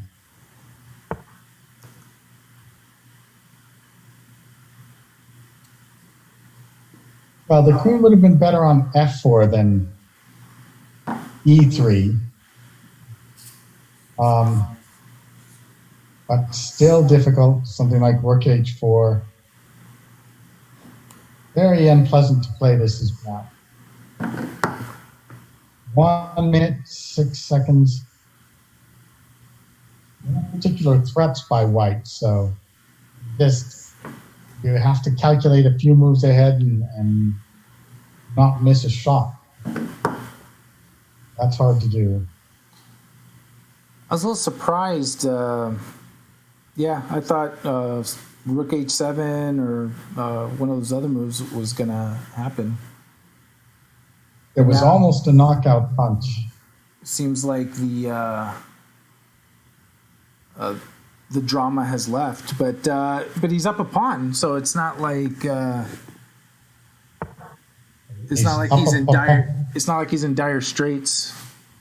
But look at the time too.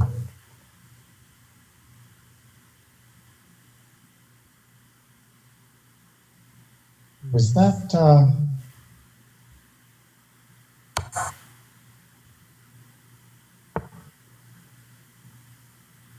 Something's a little fishy.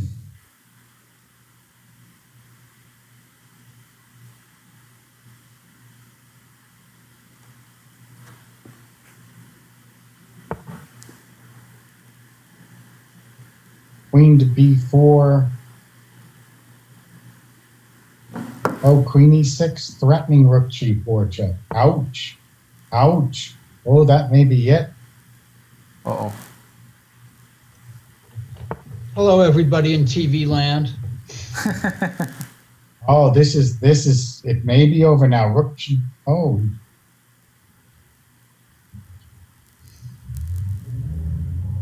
Rook g4 check might have done it, but Christopher's playing fast And for, Justin, 15 seconds left on the clock. God, what a tough position. Yeah, to have to defend.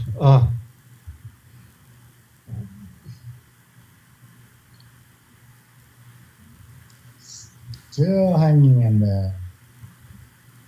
Rook h6, trying to win the second pawn. Oh, And I no, like that. and no checks. One more pawn would do it. That looks like a knockout. Rook c6, maybe then. I don't know. No. Probably not. Queen Wow, G4. he's blitzing him out too. Look at that. It's threatening. The funny thing, I mean, Queen the E8. horrible thing for black is that white can try all kinds of different things. And you only have like 20 seconds to figure it out. Yeah, it's just, you know. Doesn't this go now to an easy endgame with Queen H8? No, that's a bad end game for white. That's a draw. Oh, that is a draw, despite the pawn. Yeah, 2 against 1 like that is just a draw.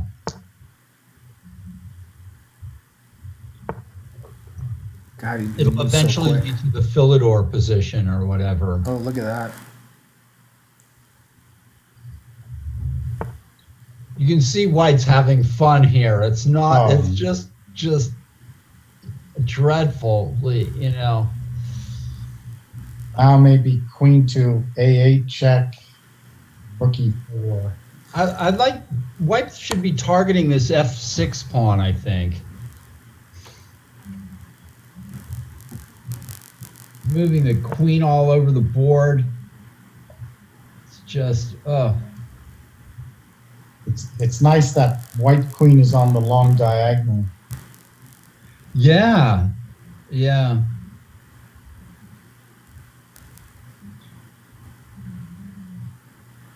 Only a computer could tell us whether the players have, you know, How optimal they're playing. yeah. Rook e4 doesn't quite do it. Queen f5 seems to hold.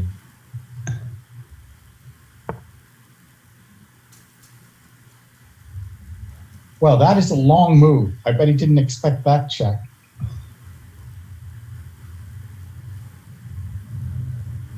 You can repeat the position, but What a position to have to defend. Oh, wow, look at that.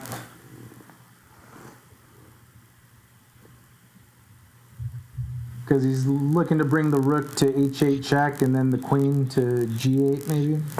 Yeah, I mean, Yes. the pieces have such mobility, the white pieces, you know, it's just...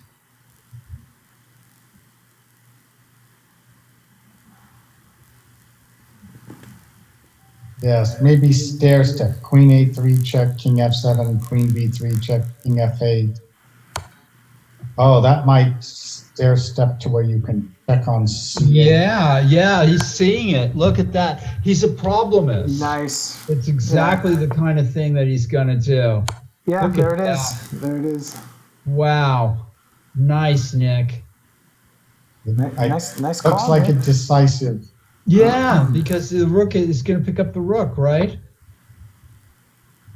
Yes, he can't go to the G file. He goes to the E file, the rook check. So that's it. That's it. Wow. Very nice, Nick. The staircase. King f8, queen c8. We have a champion. Has to go f8, yeah. Yeah. Well, all that tie-break stuff just, Doesn't matter. doesn't matter. Yeah. He was the tiebreaker. Christopher just dominating this tournament. Christopher Yu wins against Justin Wang, and Wow. unofficially, I think he cannot be caught. He is the 2020 U.S. Cadet National Championship Congratulations, Christopher. going into Fine. the final round. And what a game. All the games were fantastic in that round. Yeah, great round. A lot of drama, a lot of action. And we are going to take a quick break because the next round is going to start in 13 minutes. We're going to begin our broadcast at about 4:30. And John Donaldson will join us Excellent. for the final round. great. So that'll be a lot of fun. So we'll look at the standings, get everything official of what we think, but we think that with that win, Christopher Yu has locked up first place in the 2020 U.S. Cadet. We will be right back we might start at 4:20. If you guys want to come in at 4:30, that's fine. I'll start at 4:20. So join us at 4:20. And I'm perfectly content to be GM Nick DeFirmian in going into the next. Good for you to be that. I think that switched when you popped back in, but I'll fix that up because I don't know how offended Nick is that he's FM by Whitehead. Well, we all wear different hats around here, but Absolutely. I wouldn't mind being Grandmaster for a day. I'll tell you that. So everyone, we will be back at 4:20. Thank you, FPON, for coming on and checking out the broadcast and for your comments. And congrats to International Master Christopher Yu, who has won the 2020 U.S. Cadet. There's still one more round to go. There are second and third place prizes. And honor and glory and all of that. So the final round, the seventh round of the 2020 U.S. Cadet is going to start in about 12 minutes. The stream will start at 4:20. So we will be back, come back, and catch the final round. And I am John Donaldson, former Mechanics Institute chess director, will also be joining the three of us. So we will see you in a little bit, folks. Okay, bye. Bye, everyone.